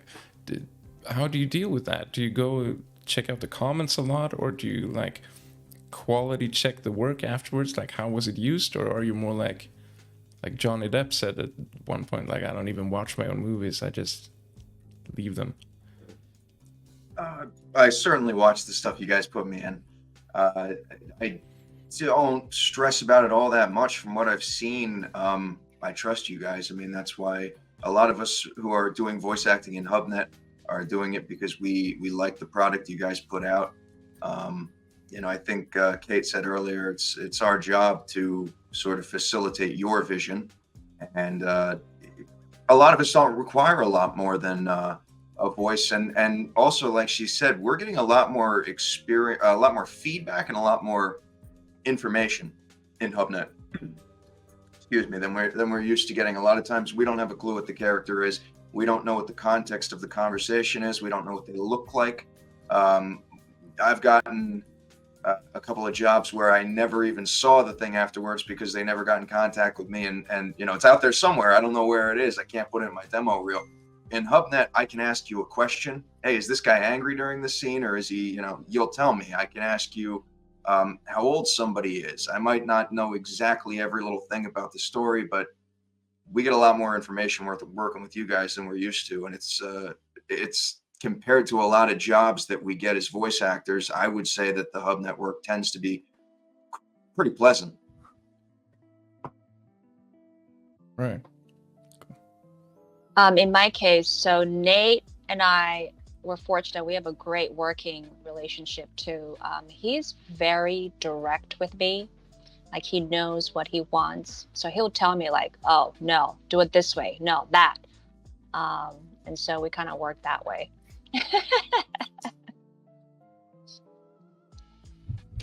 Boogie, tell them about how I yell at you too. Well, first of all, I suffer from one of those emotions of everything I make sucks. So I usually record everything about 5 to 10 times, and then I pick what I think sounds the least bad. And then, Nate Trox is always like, "Oh, Boogie, man, this is great. This awesome, man. You're knocking it out of the park." And I'm like, But being able to have HubNet and being able to actually read comments and actually talk to the creators is a really good boost to the self-confidence, because even though I have a hard time discerning personally what I actually like about the work I do, I can actually hear from other people that they actually enjoy it. Like, I can go look at episodes 1 through 3, and there's at least 2 or 3 comments, each going like, "Man, Francis is cool," or Robo Man seems so menacing. I love the way he laughs," or wow, that old guy in the middle of the basement is creepy. And I'm like, thanks. Just being able to, and I mean, literally, I think most of the prompts, if not all of them from Nate is, here's a picture, here's his personality. Try to have these to me by Saturday. Thanks, Boogie. And I'm like, okay. Well, that's a good point because you're self-directing, right? Whereas like Kim, I'm right here with Kim, or sometimes with Kate, we'll get on the phone. But that's a very for the voice act. Kate, we're asking about what it's like to voice act for these and actually hear yourself afterwards, and if you can even do you watch your own work or listen to your own work? What's the process going through your head when you're being directed and then to the final product? Are you like nervous? Is it something you hate to watch or listen to? So, like with voice acting, I think for everybody that wants to get into this business, you have to just practice listening to yourself. And I know that that sounds really weird, but like the way that we sound to ourselves is different because the sound reverberates through our bones differently, and so like our internal impression of like our voice is so different from what actually comes out. So like the first step I feel like that I took was just like recording and listening back to myself and getting used to what I sound like. That's like not inside my own head. But as far as like working for HubNet, I found the process to be incredibly enjoyable. And part of that enjoyment comes from being able to be connected directly to the writers and to the people that are dreaming up these wonderful stories and worlds. When you're recording for other stuff and you don't have that connection, it's like you're missing all this context. And so you're kind of having to make it up yourself and be like, I hope this is what they want. I don't really know. But, you know, when I'm working with Nate or when I've been working with Zark, it's been great because I can reach out and be like, hey, like, these are my ideas. Like, does this work? And then if it doesn't, then it doesn't. And I can change course, or I can send them like a couple takes and be like, here's what I've got. And just like, let me know. You know, it's almost like casual and comfortable. I've just found everybody on HubNet to be lovely. Everybody that I've worked with, at least. But yeah, I mean, like the process is different for every actor. I mean, some people never worry about their voice, and some people really, really do. Like, can get really self-conscious and worry about like Rex, you were saying, like you're like you have no idea until you get that external feedback, and that's just, you know, it's different for everybody's experience. I will say that I've really enjoyed being able to get that external feedback of like going through the comments and seeing like, oh, the voice acting is great, because it feels really good.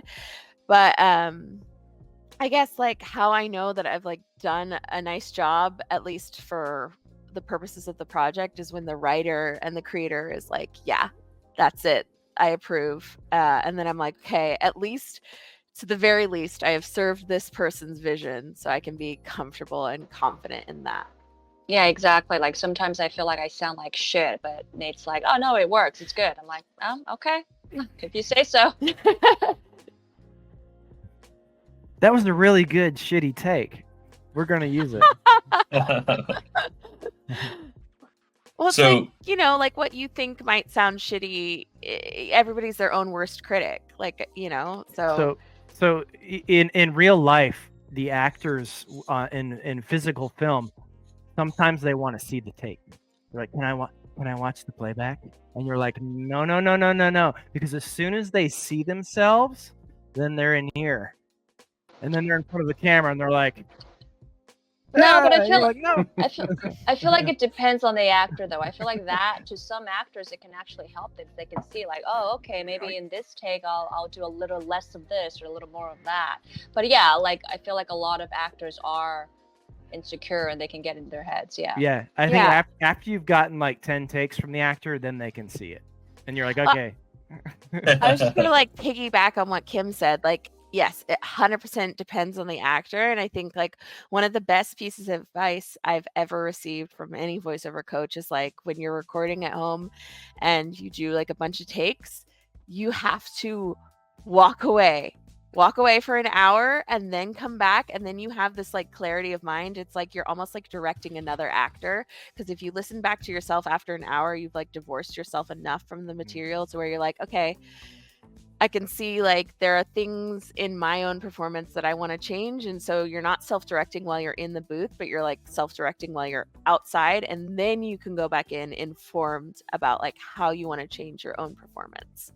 Yeah, there are times when I would want to do another take and Nate's like, no, you're done. Like he'll stop me. Yeah, it's different with a live director for sure. Yeah. Because like the live director, you know, it's like what they want is what they want. And you're just like, that is your job to deliver that performance. And if they say it's good, you have to believe them. Yeah. Like, okay, it's good. Let's move on. I find myself in that situation with Oliver, my character that I do. After like being deep in a recording session for like 1 or 2 hours, if I make something that's really long, after a while I'll just curse at him like on screen, like, Oliver, what the hell are you doing, man? Because the VoIP is not working, or he's like doing something else than I am. Because it's thinking about him like as an actor, but he's also me. It's a weird thing. Like how the rest totally of you get you. Yeah. Do you see It's Ava? like- No, you don't, right? You don't see Ava when you voice act on screen. Oh, no, I don't see Ava. No. No, all right. I was going to say it's like when, you know, have you ever had this experience where you're typing something out and it's like the word elbow, for example. You look at the word and then like the more you type the word elbow, you're like, is that how that's spelled? Is that, you know, it's Yeah. like your brain can play so many tricks on you. It's like Exactly. you just have to like lay it down, step away, come back, be like, okay, is this good? Is it good? If not, go re-record. And then honestly, just like once you're feeling like, okay, you send it, forget it. And then if you get feedback, you get feedback. Yeah. That's At least that's my exactly method. how I think about Oliver too. Like after I said the same line 5 or 10 times, I'm like, do people look like this? Does he even look like a human? How Like is you anyone going to lose relate sense to of this? self. Yeah, exactly. And I have to step away, and I come back, and I'm like, all right, he's normal. Looks good. Yeah. Roland or I wants to know if you guys have ever done your lines together. So I have had the fortune of being able to record with Kim just for Jaded Ava. I think that's the only time in which we actually have been able to record is when we're in like Jaded Ava. Yeah. Although we haven't really interacted in any other ones, so that makes sense. But yeah, just then. But oftentimes you're recording by yourself and you're having to fill in what that other person is saying and react in real time to that. And oftentimes I'll find myself like reading out the line beforehand before I go into my own line, just to like give myself that like prep and flow. But every actor's process is different. Yeah.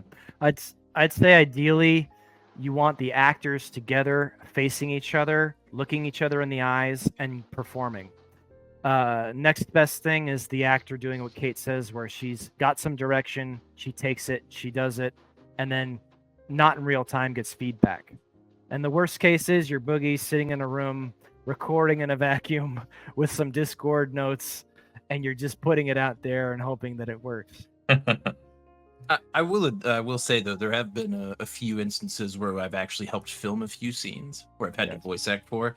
I think one of the most recent ones, Jake, it was actually Roland Rye's skit where we were just throwing bodies. We were actually able, while we were throwing bodies around, like, what do what should we say right here? Like, just blah, blah, blah, like, that sounds funny. It'd be great. Because we were the voice actors in that. Yeah, because it took us like 5 minutes to hash out, like, okay, I'm going to be like a deep fried Southern guy. You're going to be prim and proper. I'm going to go lay on the ship and crack open a cold one, and you're going to get spooked by a ghost. It was very nice. So, interestingly enough, I actually did a session with Roland Rye and the voice actress for Tohiri for Jack of Spades, and had them both in a Google Meets call with each other. And it's the first time I'd ever directed anyone live, and directing 2 people live at the same time was an experience, to say the least. What do you mean by that? It it was actually a lot harder than I thought, because I was like, oh, it was easy. Like, I'll just give, they got the lines, they got the script. We'll just, have them kind of bounce off each other, and just trying to give feedback at the same time. I think both of them ended up recording a bunch of the lines like solo and like solo sessions. Again, it was the first time I'd ever done it. It was like, I've never directed anyone live before, and I'm going to direct 2 people at the same time. This will work out great. It was a learning experience for me. Me and Sis, Nate, like, you've been in the industry for years. Like, having pretty much done everything solo up until this project, it was actually cool. Like, it was an experience. Like I said. What it does is it forces everyone to be very real. So like when you're there with the actors, like if you can get your voice actors in the same room, looking each other in the eyes, doing the scene, it's intense because it's very real for them, but then they're also looking at you going, what do you want?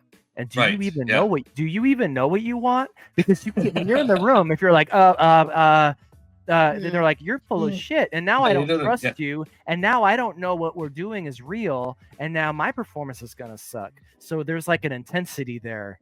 Yeah, no, it definitely for me it like ratcheted up like the Roland and kind of both sounded like, oh yeah, we're just having fun, like bouncing lines off each other, and I'm like, I'm stressing out, like this is.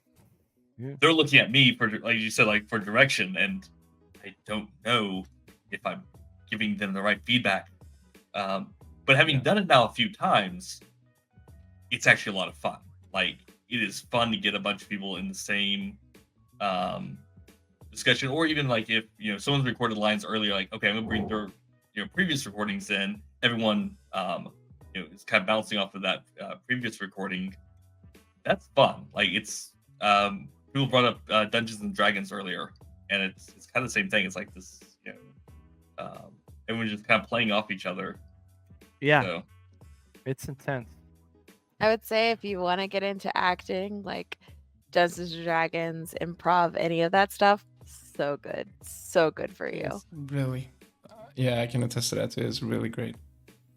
Method acting could be good too. I had one guy that did his lines drunk, worked out really well. I'm not going to say who. But I would say be cautious with the method acting, just because, like, say you're playing like a really like sad, intense character, you don't want to like be stuck in that place. Like if I had to method act that Rachel character, I feel like I would be a horrible person. So speaking of method acting, one of the scenes, there's a scene with Ava and her therapist, and it's an emotional scene for Ava. And I was hospitalized. I was dealing with like a bunch of health issues, and I had just been released that day, but I was still like really high on like opioids, the strong shit that they give you in the hospital for pain. And I was like, you know what? Let's do some lines today, because I feel like shit and I just want to do some acting. And so I was actually super high on drugs doing that scene with the therapist. But it worked, because I was in a dark place, and it was a dark moment with Ava and her therapist. And I think the emotion really, people got it. Yeah, it really did work. We didn't know the backstory of that, but well, now you know. And I will say, like, thinking back, like, you and I recorded some Jade and Ava stuff while you were very sick as well. I was in a lot of pain, and I was high. Yeah. You reported that it helps you feel better. Oh yeah. To step into this other. Actually, yeah. Yeah, it made me feel a lot better after. The magic of acting. Fun. Yeah. It made me forget my pain for a while. She screamed. There's a part where she's shooting the dusters after Jade gets killed, and she has this scream. That was a real scream. That was not Ava. That came from Kim. That was like Kim after this. That was months of being in pain and the system being broken and the doctors and hospitals not helping me out. I'm just like, oh. Yeah. I was letting it out through Ava. Acting is real. Acting is real. for It can sure. be, yeah. It's what you can like put of yourself into that character, right? Because like Yeah. I feel like every actor, no matter what the character is, there's some point of relation you have to find in order to sympathize. I mean, at least for me, like you have to empathize with this character. You have to like, no matter how evil they are, like Rachel, for example, she's not a good person. She tried to burn up 2 twin babies. That's pretty bad. But like finding the points of like relation, it helps you, and then it's like a little bit of escapism too. It's like I can step into this and I can be this person for just like an hour, and it's Well, yeah. exhilarating. Yeah, Rachel had her reasons. Never judge a character. Yeah, true. So true. I've played some really bad people more in like live theater, and yep, never judge and always give your whole heart to it. Right, Nate, how are we on time? Yep. So we should shift into our open floor discussion and questions. Anything goes, machinima related questions. Let's try to give Roland Rye a chance to ask more questions. Is he the only one watching? All right, trustworthy. Any question is legit. Doesn't have to be specifically post-production. 10-4, we So- did that one. Mod81 Game World wants to know, how often do we die while filming? Listen, you dialed it high. Yeah, many. When do you not die? You die all the time. The answer is yes. Yes. The death is constant. I mean, You would know- less and less actually. I would say though, because Oh yeah, it's definitely. yeah, less because the game gets more stable. I think that's a good testament of how the game becomes more stable. That I don't die. You don't. I mean, you don't die just like going up the ladder well on a 300i anymore. I like, mean, just randomly. honestly, So the most things I do with Oliver is I take him to a hangar in Microtech and I put him up on the blue block and I use the blue screen to film a news report. And that actually killed me several times in the past. But it doesn't now. So I think that's a good development on the game. For sure. What's the weirdest way you have died? Probably falling through the Oh. planet. Actually, I got some really good footage of that happening. That's a dream sequence you're yet to see, but yeah. Nice. I was standing on the back ramp of a Corsair, and the ship swallowed me whole, and then exploded. Like I was prone, right? We were doing something. I was prone. I slowly start getting sucked up the ramp, and I'm like, "Hey, who's pushing me?" Hmm? Oh no! And then I think I collided with a box or something, and the box started. I was filming around doing like a pan around an asteroid, and it's happened 3 times in a row. But the third time I was like, okay, the physics grid or collision box of the asteroid was actually offset, and so as you came around it, you'd strike the asteroid like you collided with it, even though you're like 100 meters away from it. That happened once, and I'm like, okay, that's dumb. Go back. I think it was around like Arc L1, because it's got the asteroids built into the station there. Yeah, one of them like just I'm trying to get this shot where like you kind of zoom in, and around the asteroid, and every single time it was hitting. I'm like, how do I keep dying colliding with this asteroid? This is before like the medical gameplay and everything, so like you would just like respawn,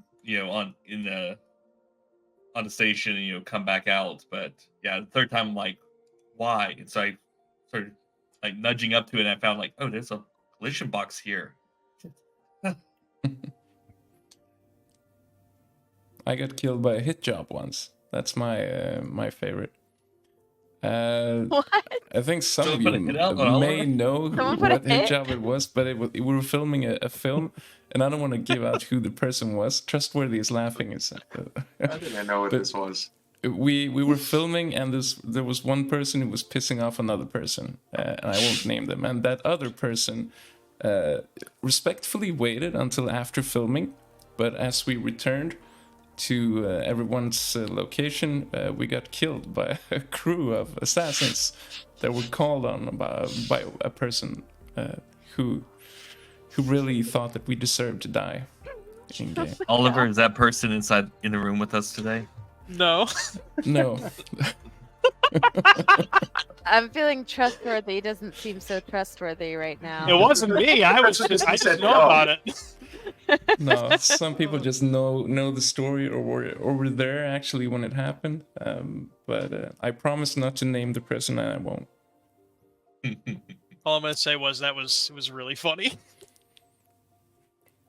Yeah, it was. All right. Another question then, Trusty. So, Space Bully wants to know, many orgs and app developers for Star Citizen are looking for content creation. Would you be, well, not necessarily would you guys, but do you think there's a market for creators to do contract work for these organizations? Oh yeah. Like commercials or like adverts sort of thing. I think there's a market for that. I mean, I don't know if I would do it, but yeah, how many of the producers in here would be like? What would be your stipulations for something like that? Like if someone approached Cut and Win, Zark, Stage, Jake, hey, I want you to do a commercial for my org. What's the feeling? Probably do it for free, but I didn't say that. Yeah, it's like, what's the org? What's their deal? And am I working on anything else at the time? Those are going to be the three deciding factors. The last one would be They huge gave for me a me. $2 bill, and that was enough for me. well, it would have to be one of those like either if it was like an allied org or someone I was working with, I have no problem jump in, but like it had to be like a hey, we want to do something unique or different, and we think you could be part of that. Yeah, they had to sell it to me. Like I wouldn't care about like compensation. Maybe Right. in-game compensation would be kind of fun, just as a. Yeah, for me, same thing. It's, am I excited about this? I wouldn't want to be paid for it at all.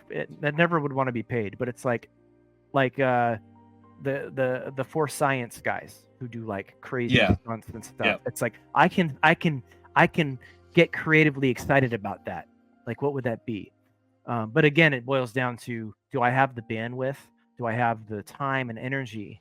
And then it's like, because it takes so much.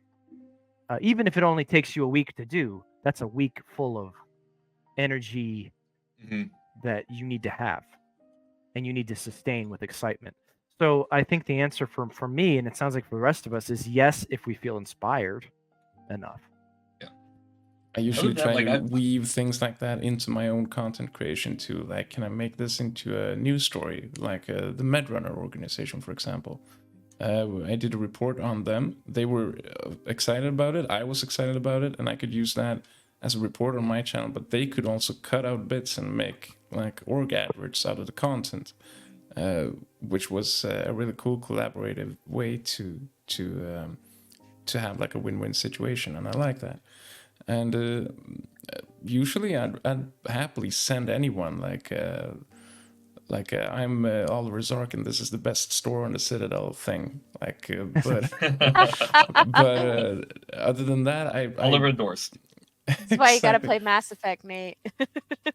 But usually I don't want to hop into doing some heavy editing because I think it's mostly because I don't want someone else to judge my work that way. I want to do that myself.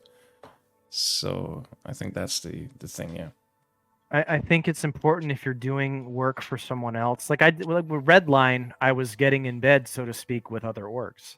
And it's like, my first question, are you willing to make fun of yourself? Because Redline does nothing but make fun of everything. I made fun of my own org. And I took my org very seriously, but I made fun of us because it's like, that's the thing.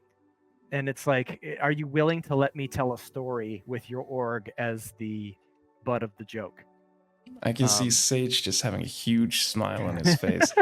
His org was the butt of the actual most disgusting episode. ever of anything. Yeah. You mean the second episode? Oh, The miners. Yeah. That was for clarification, that was my favorite episode to do. I loved it. Yeah, I me too. had so much fun with that. Do you want to know what the script prompt said that Nate said me? Oh, no. Yeah, no, Yes, I want to hear this. yes, Yeah. please. He said, "Listen, you're a miner, you're naked, and you sound like Barry White." And I was like, "Let's do it." So like for 2 hours, I was sitting in the living room going, "I'm never gonna give you up." Or no, was it Barry White or Barry Manilow? I think I might Barry have said, White. It was Barry White. I said you Barry Barry Manilow. Manilow, and you're like, Barry Manilow's not black. But the point is, I think if you wanna bring someone in from HubNet or any Machinima creator to work on something for your group, it's a collaboration. It's a two-way street, and there you have to be willing to sort of let go of the reins a little bit. Yep. That's a good question. Yeah, it was. I'm Right, excited for Trusty. the next one. All right. O figures O wants to know rather. Does anyone use a bespoke FOIP setup? What's a bespoke FOIP setup? Yeah, I'm no idea. All right. I mean, I would assume like maybe Like a like very you structured. you build out like lighting and everything just for VoIP. I do not. I don't either. I have one webcam and one light. And before this one, it wasn't even a ring light. It was just a light bulb that was sitting on my desk. It's like a gas lantern. You're just light a fire on his desk. I think if you're getting into the realm of a bespoke setup for your FOIP, I think you're also, and I'm just assuming, but I think it's also safe to assume you're including Tobii eye trackers and other external hardware where a bespoke setup is needed to fit all of it in that workspace. Unless you're just rich and you have like, I don't know, like a 400i gaming room, that you slide into every day and do 2 hours of mining and go, that was a great day. I would love that. Wow. Someday. Someday. Oh, I think he means like leap motion or some kind of extra tech is what Kubernetes says in chat. Oh. What is leap motion? Yeah, explaining it with more terms that we don't know. So he's talking like full body capture. So I'm assuming he's talking like full body capture stuff or the sort of software that like people do like VTubing use. That's what I'm guessing. So it's a lot of head rigs and other like. Yeah. Oh yeah, no. Yeah, I mean, I think about the most advanced captures hardware anybody in here uses is like Tobii. I know we got one guy in HubNet who uses the voice commands. For anyone who doesn't know, the game doesn't have support for body capture. You can't use like a Rococo smart suit wouldn't be able to work in the game. Here's the thing. They're always making the game more and more intuitive in that way. I'm sure if they eventually do add body support, you'll see people in HubNet start to get the tech to facilitate that kind of thing. So we'll keep up with what CIG chooses to put in the game in that regard. I would love to have the tech they used on Gillian Anderson and whatever his name is, Luke Skywalker, for like the whole rig that they had with dots. Like I could just use a Sharpie and just dot my forehead and have some super specific face tracking. That would be awesome. What I would like is more specific tracking, body tracking. Like I have a VR headset for Oculus Rift, and I've got ankle trackers too. And I think that would be very nice to have some kind of 3D implementation. Obviously, it wouldn't work for PvP, but for being able to act, I think that'd be a wonderful tool to have. Because there's a lot of wonderful places in the verse that you really can't interact with unless you just want to sit there and raise your hands and go, hot dog! Yeah. Yeah, who does that? No. I don't know, Nate, who does that? Guys. All right. Right. Roland Rye wants to know, there doesn't seem to be many women voice actors, or at least those that play Star Citizen. How do you think we can get more women involved in the game, or at least active in voice acting? I'd say. Oh, We sorry. have two I'm women not get even- take those questions. Well, I was just gonna say, from my experience, I've seen like a lot of the casting calls go out on the HubNet Discord, or I hear about them from Nate or from Zark or from people reaching out to me directly. Because a lot of the work that is in HubNet seems to be volunteer based, I would highly recommend that y'all post up on Casting Call Club if you need women voice actors. There are so many people on that site, so many people that are trying to get into voice acting, so many people that are like learning and really passionate about it. I feel like that is the place to go if you're trying to get more women involved in that are like predisposed to voiceover. But yeah, I mean, I don't personally play Star Citizen. I don't know. Do you, Kim? Yeah. No, I don't. I also don't have a PC to do it, so so it's part of it. But yeah, Casting Call Club or Twitter casting calls, something that you can get like retweeted and just like blasted out there. It just I feel like a lot of people, I didn't know about Star Citizen until Nate told me about it. So I think it's a word of mouth kind of thing, and just like getting your stuff out there. And if you're marketing on specific forums, more people are going to look at it. So I've also done casting calls on Voice Actors Club on Discord, and they have. I did a casting call and got inundated by like demos and such. Like I was expecting like 2 or 3 people to answer back, and not like 30. Yeah. But you made it on Twitter because like I started following voice actresses that are working on Jack of Spades on Twitter, and it's interesting to see like how much like people in that community amplify each other.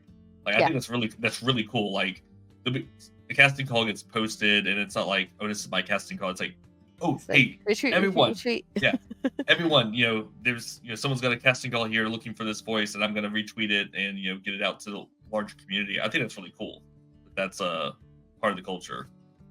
Yeah, I mean, like honestly, there's so voiceover in general got like inundated with like so much talent and so many people wanting to be a part of it, especially since like COVID-19 and all that stuff started happening. I mean, we're all stuck at home. What's the best way to act? It is through voiceover. And so like there's a lot of new people, there's a lot of new talent. So if you're like posting actual casting calls, you will get people back, but you have to really do that outreach. But yeah, like you said, on Twitter, like everybody in general, the voiceover community everybody just wants to help other people get work. It's one of the most welcoming communities I've ever been a part of. And yeah, if you get, there's oh god, what is it, there's some Twitter that like if you tag them in stuff, they will retweet it for you, and it has a bunch of followers that follow for those opportunities. Let me see if I can find it, and I'll link it to you guys so you can know what it is. Awesome.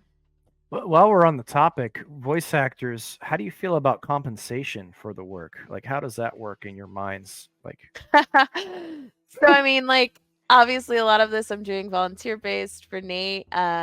With Zark, we were able to work out a payment situation. I mean, it varies from actor to actor, like what the expectation is. Personally, being in this is my livelihood, this is what I do to pay my bills. It's nice to be compensated, but I mean, it just depends on like the line count and the amount of work that's actually going to go into it. And again, it just happens with like who you're looking for. If you're honest in the casting call, like people will be like, yeah, totally get it, it's free work, I understand. It's not for exposure, but it's like some people will take the free work because they want the practice or because they feel really passionately about the project. So I want to add there yeah. that when you have volunteers working for you, you have to understand that it's their volunteer time. Like with you, Kate. Now you mentioned it. Yeah, we did have a a compensation worked out. You were very humble about that, though. I just want to add. But what that also made, it created like an environment where we could also discuss things like a deadline, and things like that really helped me planning out the project too, which was a good thing for me on that specific project. But for other things, when we work with other voice actors, or if you and me would work again, and it was a small project or something, if it's volunteer work, I can't have like these expectations of like you have to produce it at this specific time, or we could discuss it. I mean, it could be an open discussion, like could you have it to me by the end of next week or something, but you're setting yourself up with two different kinds of cooperation with the person that you're working with, if you have payment or not. And it's a good thing to think about first. Like, am I really stressed out with this project? Then maybe I should actually hire someone. If it's more like something that could go along in whatever time it takes, sure, ask around for volunteers. I don't know if this is an issue or not, but I find also that maybe it was a good idea to pay actors that you have in recurring roles, so that you're sure to have them in the future as well, because people come and go. Maybe somebody stops playing, or for some reason just drops off. And if you have them on a professional site where you can hire them consistently, that might be a peace of mind for you as a producer. I think a lot of acting in general, like, is the relationships that you make with the people that are making those projects. So it's like, it's really important for the actor to make the relationship, but also for you, the producer, to really try hard to make that a nice exchange, so that in the future you have a project, you can be like, oh, I know that this person could do it. I can reach out, and I know that they're reliable, and they'll get it back to me within X time. Good. And that they're easy to work with. Yes, you and wanna they're be easy able to work well with them. Yeah. Because some people might not have the etiquette just yet. You know, they might still be working on that piece, and that's something for you to know. You know, and you learn by working with those people too. True. All right. Trustworthy. All right. We have a question from the Zorcist, and he wants to know, do you edit in the resolution you send to YouTube? Yes. No, I don't. Interesting. Nate touched a little bit on that before, about being able to move the picture in Premiere. Like, if you have something to the side, you want to be like zooming in on that. So what I do, I usually film and edit in 1440p, but I extract it in 1080, which means that I can zoom a little bit in the image. I can actually zoom it in by 50% without losing the end quality. I can still have the quality be the same when I extract it or export it. So that's how I do it. Okay. That's smart. I film in 1080p and export in 1080p. So when I do zoom, I have to be very selective about how much I zoom and when, because I do lose quality. And early on in the overclocked early on, you'll see maybe I zoomed a little bit too much sometimes. Sometimes quality drops, but that's smart, Zark. I need to take notes. I got the same issue, but I find if I film it in any bigger resolution, I use up too much hard drive space. There's a high bit rate when you go up in resolution. So it's a trade-off. Yeah. Really is. Yeah, But what I did, I lowered the bitrate actually. You do? I do. But you dirty man. I know there's some pixelations happening, but they're consistent. That's what I like. Like the consistency of the bitrate is there, so it doesn't look like a loss of quality, even though the general quality overall is slightly lower than it should. But yeah. Nice trick. And no matter what, though, every time I upload to YouTube, it always looks worse than what I have on my computer. It's the YouTube compression. So I uploaded like 5 different versions of the Jack of Spades episode to YouTube, trying to find a resolution that would not compress the. So we animated everything in 12 frames per second, and then I exported at 24, and YouTube consistently screwed it up. So trying to curse on Too late. Zark's there. It's already happened. You're Yeah. in good company. And yeah, so it was like I uploaded it and then I go and like watch it on the the big TV in the living room. Like, okay, does this look good? Does this what's the does it have weird artifacts? I know the largest struggle I've had is like filming like night scenes. So I did a couple years ago did a trailer where it was all like supposed to be stealth fighters at night, and the visual artifacts like in the upload it looked fine on my computer. Went to YouTube, uploaded it, sent it out, and it was like a mess. Yeah. Right. Fuck YouTube. No, not really. Harsh stance. What's what kind of format do you export to usually? Do you use H.264 or what do you use? Yes. I use 265, and if you you can get learned this recently. You can get YouTube to kind of upscale, but keep V9 is the codec that YouTube will use if you export. If you're running 1080, you export to 1440. Even that's not the native resolution of the project you're working on, it tricks YouTube into using the V9 codec for the whole thing. So even in 1080, it looks better. All right. Thanks.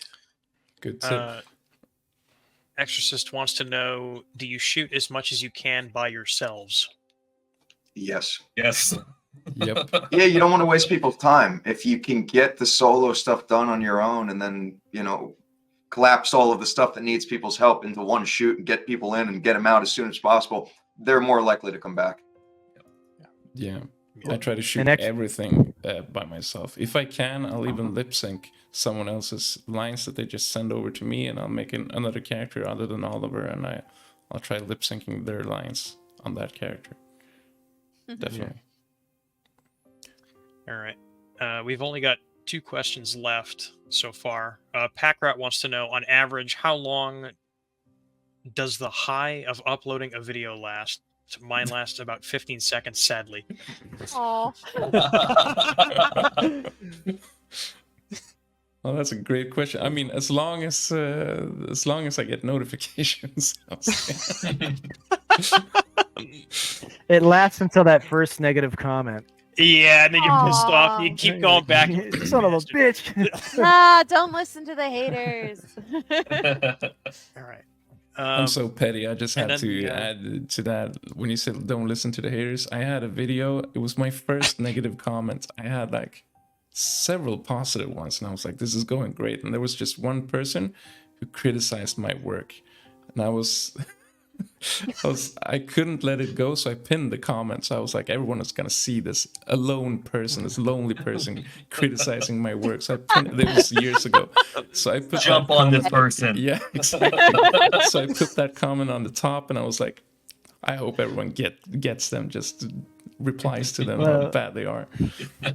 Let me tell you, one of the scariest places to post is Reddit. Yeah. Oh my God, yes. Reddit is brutal. Yep. No mercy. They I'm don't care. scared. What has Reddit said? I blocked it out. No, Reddit's just they say whatever is on the tip of their tongue. It could be about your work. It could be about the fight they just had with their girlfriend, but they're just like, Yeah. Yeah, but they're upset. When we were talking about promoting this stream and marketing it, by the way, that's a post-production discussion, but I hate marketing. But maybe we'll touch on that later. But I remember you wrote me, Nate, and you were like, I made a couple pictures. I'm gonna put them on Twitter. I'm gonna put them up on my YouTube, and you do Reddit. Is what you said. You do Reddit. He took Facebook. Like, and I won't. I took Facebook. He took Facebook and gave you Reddit. He would rather go to Facebook. Yeah. The thing is, it's populated by old people. So Well, yeah, that's because they'll be sitting there reading their paper and they scroll over and they hear ding and they go, Oh, that's nice. I like that right there. Yeah. Is that what Oh, old I'm people gonna go sound watch like? that later. All right. Everyone's Southern when you become old. That's a little excitement in my life right there. Right. We should wrap this up. It's been a long time, and we're running out of time. We'll continue. Actually, those who want to stay and ask questions and interact with the chat. But we will have like sort of an official closure to the stream. Okay, Kate and I are gonna head out. Yeah. I have something to get to this evening. But it was an absolute pleasure. It was amazing. Yeah. Seeing all of you. I mean, it is kind of weird at first, like matching your voices and your faces. Like, you guys are real people. But yeah, it was a pleasure, and we should do this again. It was a lot of fun. Yeah. I know some of us have some really cool work coming up. I have something in the works. Overclocked is being worked on. We have a new animation series by AMR. And yeah, do go to the HubNet Discord channel and join us there. That's where it's all happening. All right. Wave goodbye, guys, I guess. Thanks for joining us. Take care. Thanks for this. Pleasure, See you everybody. next time. Mwah. Oh, you're so sweet, Nate. Bye-bye.